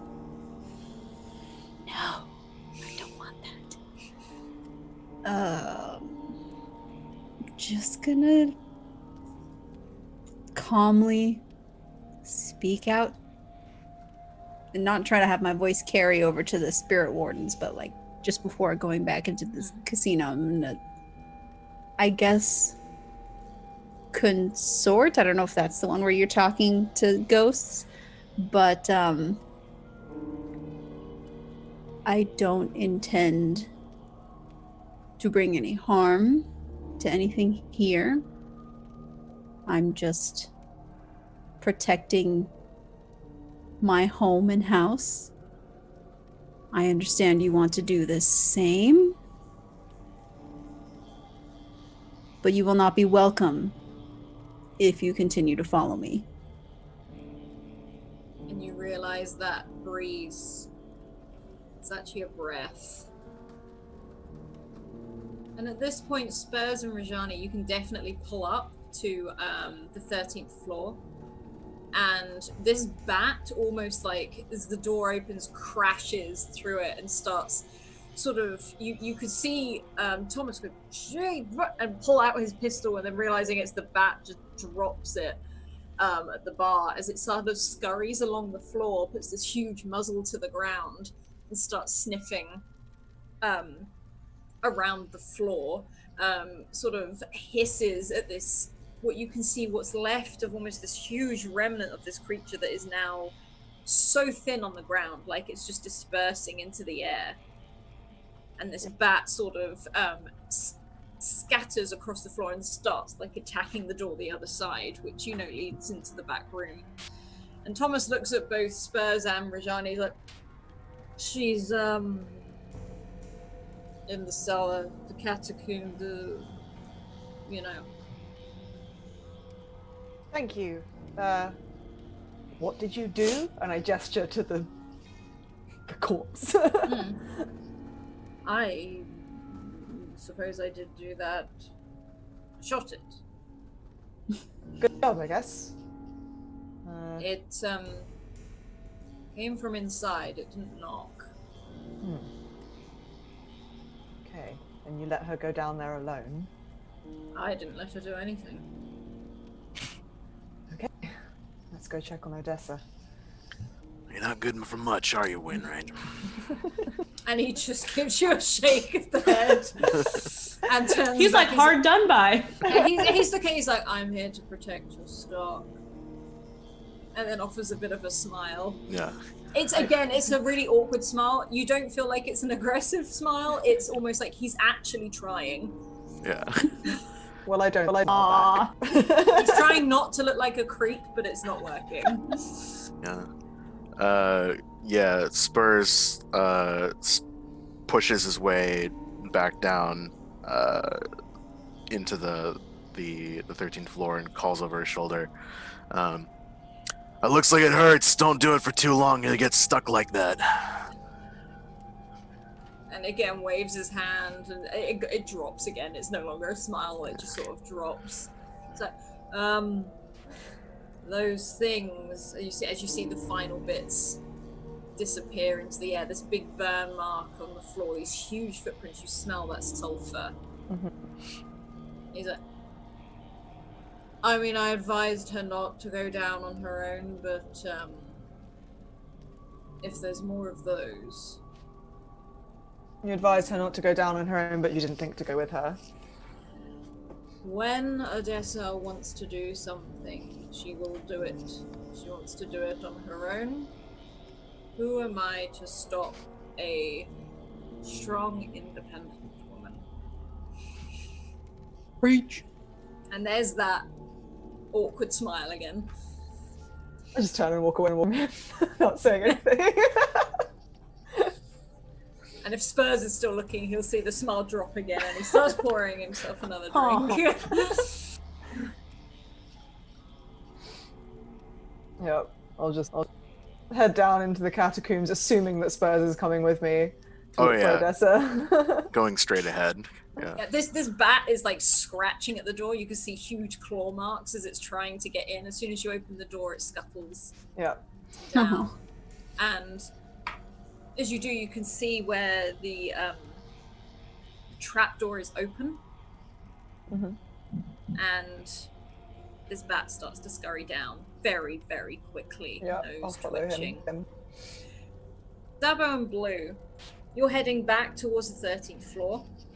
You're so close you can you're on like the main street of it now. And you see a young girl, probably no more than 6 years old, something like that, in a very grubby dress, big boots, a coat too big for her, and a hat definitely too big for her as well, flat cap. She comes running towards both of you, goes, "Are you the owners of the 13th floor?" Why, yes, we are, cutie. How can I help? "I got a message." And she just hands like this thing straight out, like very determined arm gesture. Before I take it, I'll say, "And who gave it to you?" And she looks at it. "The Dimmer sisters." You've been very helpful. Thank you so much, sweetie. Do I have just like the equivalent of like a nickel or something? Oh yeah, you can have a coin. Yeah, so she does wait, like she sort of like has her like hands in front of her, sort of swinging a little bit on the spot, looking at you. I'll give her enough to buy like a sweet. Yeah, she Smart takes girl. it as like, "Thank you. Can I take a message back?" Yes, hang around 1 sec. What does the note say? You can unfold this envelope. It smells very strongly of perfume, not roses. It smells very, very strongly of perfume. You can see the wax seal of the Dimmer Sisters as it breaks. And you look through, and it is an invitation to like a meeting, a party, like a social gathering. And you know from working with them before, these people never leave their homes. You know this is one, because they probably want to talk to you, and two, they probably want to see everyone they invite, not necessarily to talk, but to observe. At their home, which they never Home. leave. They never leave their manor house. And when is it for? What is the meeting place? What does it say? It says that it is due tomorrow night, tomorrow evening. It is very politely saying as smart as you can. Very much food and drinks will be there. See that part, Davo? You're gonna have to dress up for once. I'm wearing a suit. How much more dressed up can Yeah, I I be? was gonna say Davo wears a suit. Are you drinking again? No, I'm gonna reach Young lady, up and... please tell them that we'll be there tomorrow. Punctual party of 6. 5. 6. And she, "Thank you very much, sir." She does an awkward curtsy, tips her hat, and turns on her heel and starts running away. 6? What? I want to bring a date. Let's go. Someone dates you? This is the most shocking thing I've heard all day. Yeah, we'll go in. And you can head down to the 13th floor. You see this burning mark of this huge creature that was left, these huge footprints. And Thomas sat at the bar. He's like, "Oh, you all don't hang around, do you? That way." He points towards the back room. What happened here? Big beastie snuck up when it wasn't supposed to. Did anyone get hurt? Where's Odessa? Odessa didn't get hurt. I didn't get hurt. She could get hurt now if she went to find where it came from. She went down the trap door here. Correct. So has your other companions. And that thing with wings. It's called No, a it bat. has a name, you know. None of us know what it is, but it has a name. It's Draco. Oh yeah. It's Draco. Wow, I grab a unexpected bottle moment of of booze. sense. I grab a bottle of booze.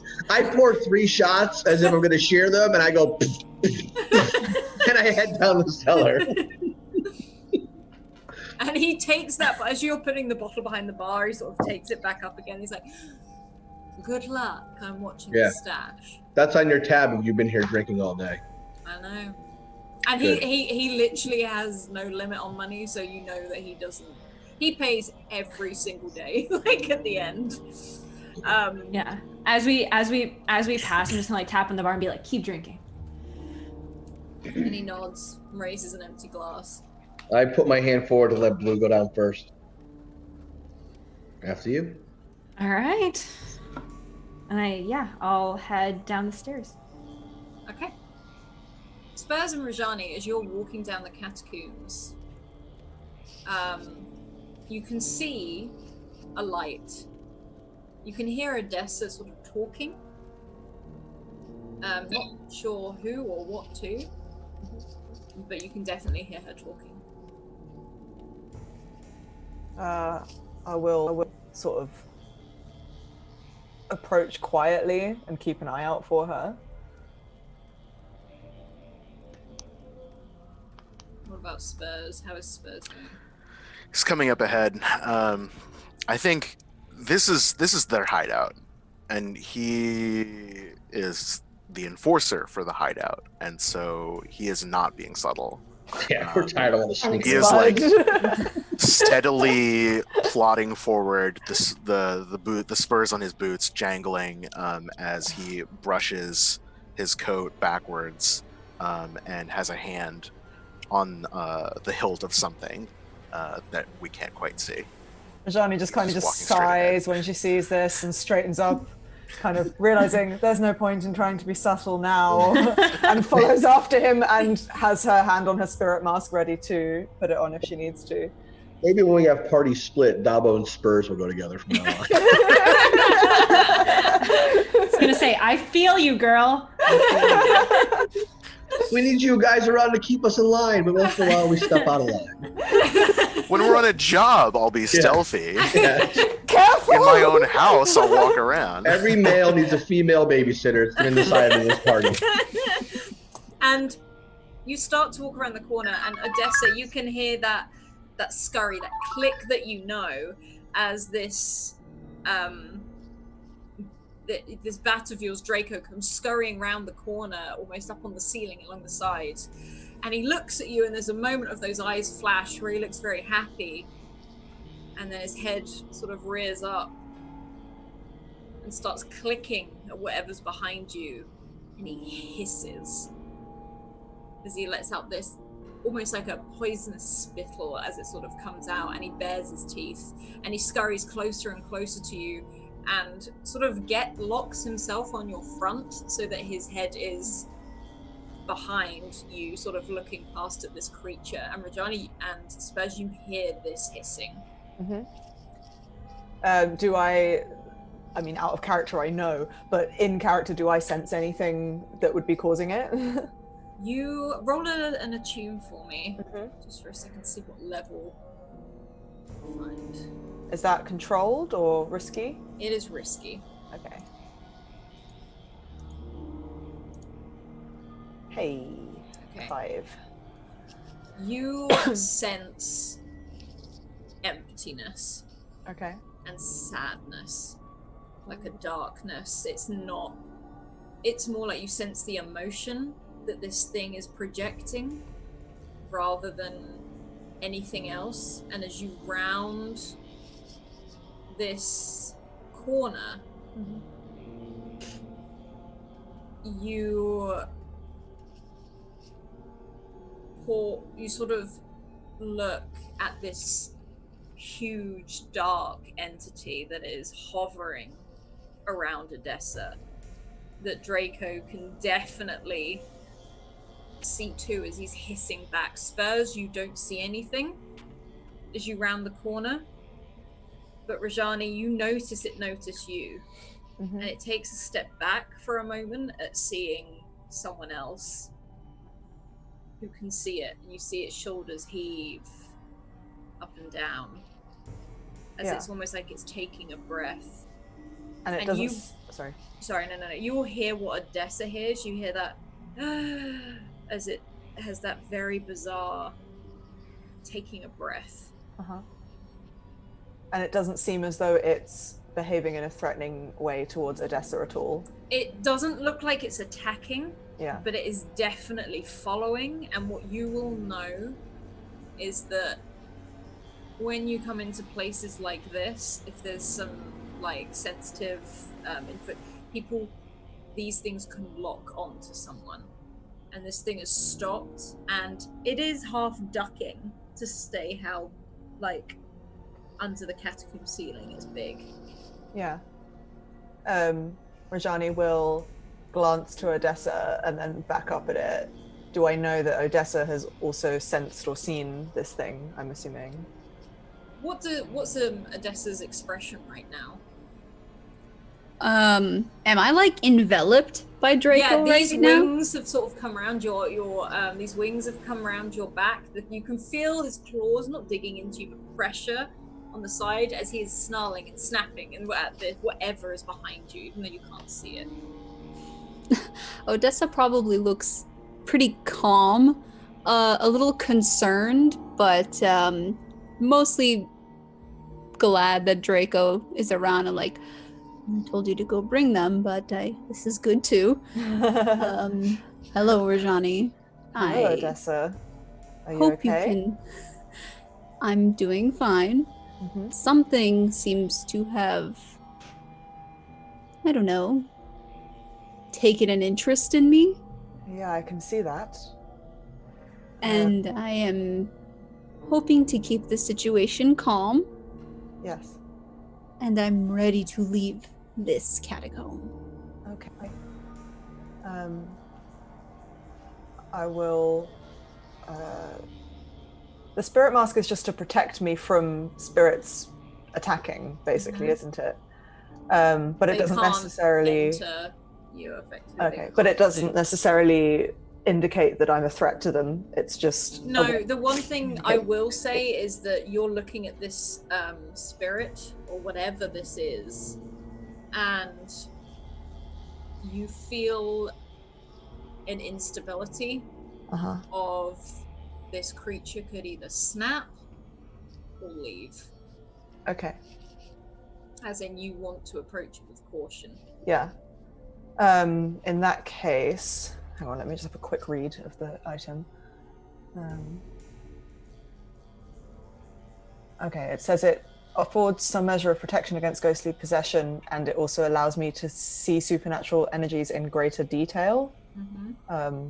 So with that information, I would feel like it wouldn't indicate that I'm about to attack it if I were to put the mask on. So as a precaution. It doesn't look like it's threatened by you doing this. Rajani will just very slowly and carefully place this golden mask on her face, and then sort of hold her hands out openly, like palms open towards the spirit, and just say, I can sense your sadness, and I want to try and help you if I can, but my friend has done nothing to you. As you reach out and as you put that mask on and you look back up, you just see thousands of eyes blinking differently as they look back at you. Okay.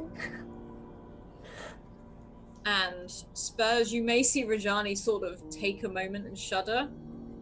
You can see how upset that Draco is right now. And Odessa is just walking... Odessa, I'm assuming you're just walking towards them to get into the safety of 13th floor. Yeah, I'm trying to back closer and closer to the trap door, and I'm trying to keep Draco calm also. Like, hold on. Let Rajani handle this. You can walk past Rashani, like with your like little fur-winged bat baby as you sort of walk past. But Spurs, I think you would probably notice a change in Rajani. Yeah, his hand gets very tightly gripped on something, whatever it is at his belt.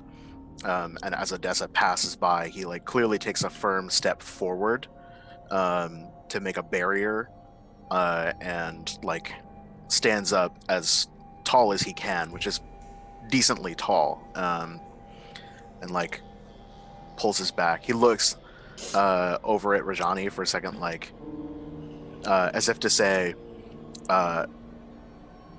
do you want to go, or do you want to like keep talking? He's not saying that out loud. He's like looking like he gestures with his head at the spirit, and then like with one hand is like How does the spirit seem to react to everything that's going on right now? Like all those different interactions? You are watching these eyes move, and they are all looking in different directions. Okay. They are blinking. Some are blinking fast, some are blinking very slowly. Some are just staring. Yeah. And you see where you've extended two hands, it extends two of its hands and places them in yours. But as it does, you look at its palms with these two eyes as they blink, and places it in your palms. And at this point, Davo and Blue, you head down and you see the scene. You see these people. You don't see the creature, but you're down in the catacombs, and you can see almost what looks like a standoff, but they're not standing off against anything. And you see Odessa wrapped in a bat burrito. So Odessa, what is going on? We're handling a spiritual situation right now. I'd say the less of us down here, the better. But stay close in case anything happens. There seems to be some kind of attachment to our casino. Maybe even me. We'll be fine. Our casino's haunted. Excellent, excellent. This day just gets better and better. I'll explain more once this is handled. Okay, I'm gonna stand next to Odessa and like stay close to the trapdoor and not go any closer. what's 2 for 1 doing? Oh, he has both pistols drawn and goes right up. He's had enough of today. Well, Right up the side. He's had enough.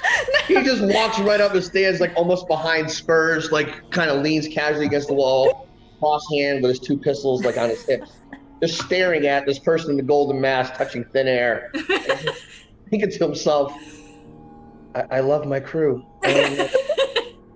They're all a bunch of weirdos, but I love my crew. I'm gonna nudge Odessa and say, by the way, this is what I've been dealing with all day. Just charges in and bears his guns at everything. I turn back to Blue and go, Blue, your booze is showing. Clean yourself up. That's gonna be such a fight. And then he winks at her. Is showing. You shut And then he your winks at her. mouth. Maybe it will be just a party of 5 tomorrow. Winks at her, turns back and looks over at Horrifying. Kind of just takes. Sure, Johnny's thrilled that we're like saying this as she's communing with like a demon from the depths. Kind of just takes a behind the seat role to know that Spurs is the enforcer and to back him up. Just kind of lean to see what's going on. And just when he sees the golden mask, he's just like. You and Spurs tend to get a vibe off of each other because you can see that Spurs is ready. Like Spurs is on edge. Yeah.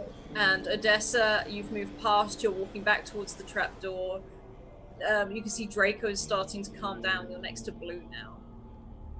But Rajani, you feel those eyes blink in your palms for a moment. And as this creature looks at you with its many eyes, you hear a voice from somewhere. And it's a voice you've already heard. Mm-hmm. You hear, I've seen them in the mirror. And then somewhere deep in the catacombs, there is a scream. A yell of panic. And Odessa, you recognize those voices of the spirit wardens. And there seems to almost be that sound of an almighty crash, like an explosion. Oh no. And hundreds of footsteps somewhere in the depths. And I think that's where we will leave it this week. Oh my god! We will leave it there this week. Otherwise, please check out all the links that are coming up in chat now. That includes Discord. We have a channel just for our Blades in the Dark game. We'd love to hear what you think and what your ideas and conspiracies are on this. Also, if you miss out on anything, you can head over to YouTube and check that out and catch up over there. If you want to get into a game, drop Scrat a DM on Twitter. You can, I play a bit more of a wholesome game when I run Eberron as a viewer game, if you want to come and try that out. After this, there is another one also forward. Otherwise, please check out our wonderful sponsors who we couldn't do this without in the form of Maychan Press. Also the Deck of Many, which you will see their Humblewood campaign coming up next, I believe. And last but certainly not least, Hero Forge, where they do the amazing minis that you can now get colored, and it's insane how good they are. Otherwise, keep evoking emotions, and we'll see you more of this next week.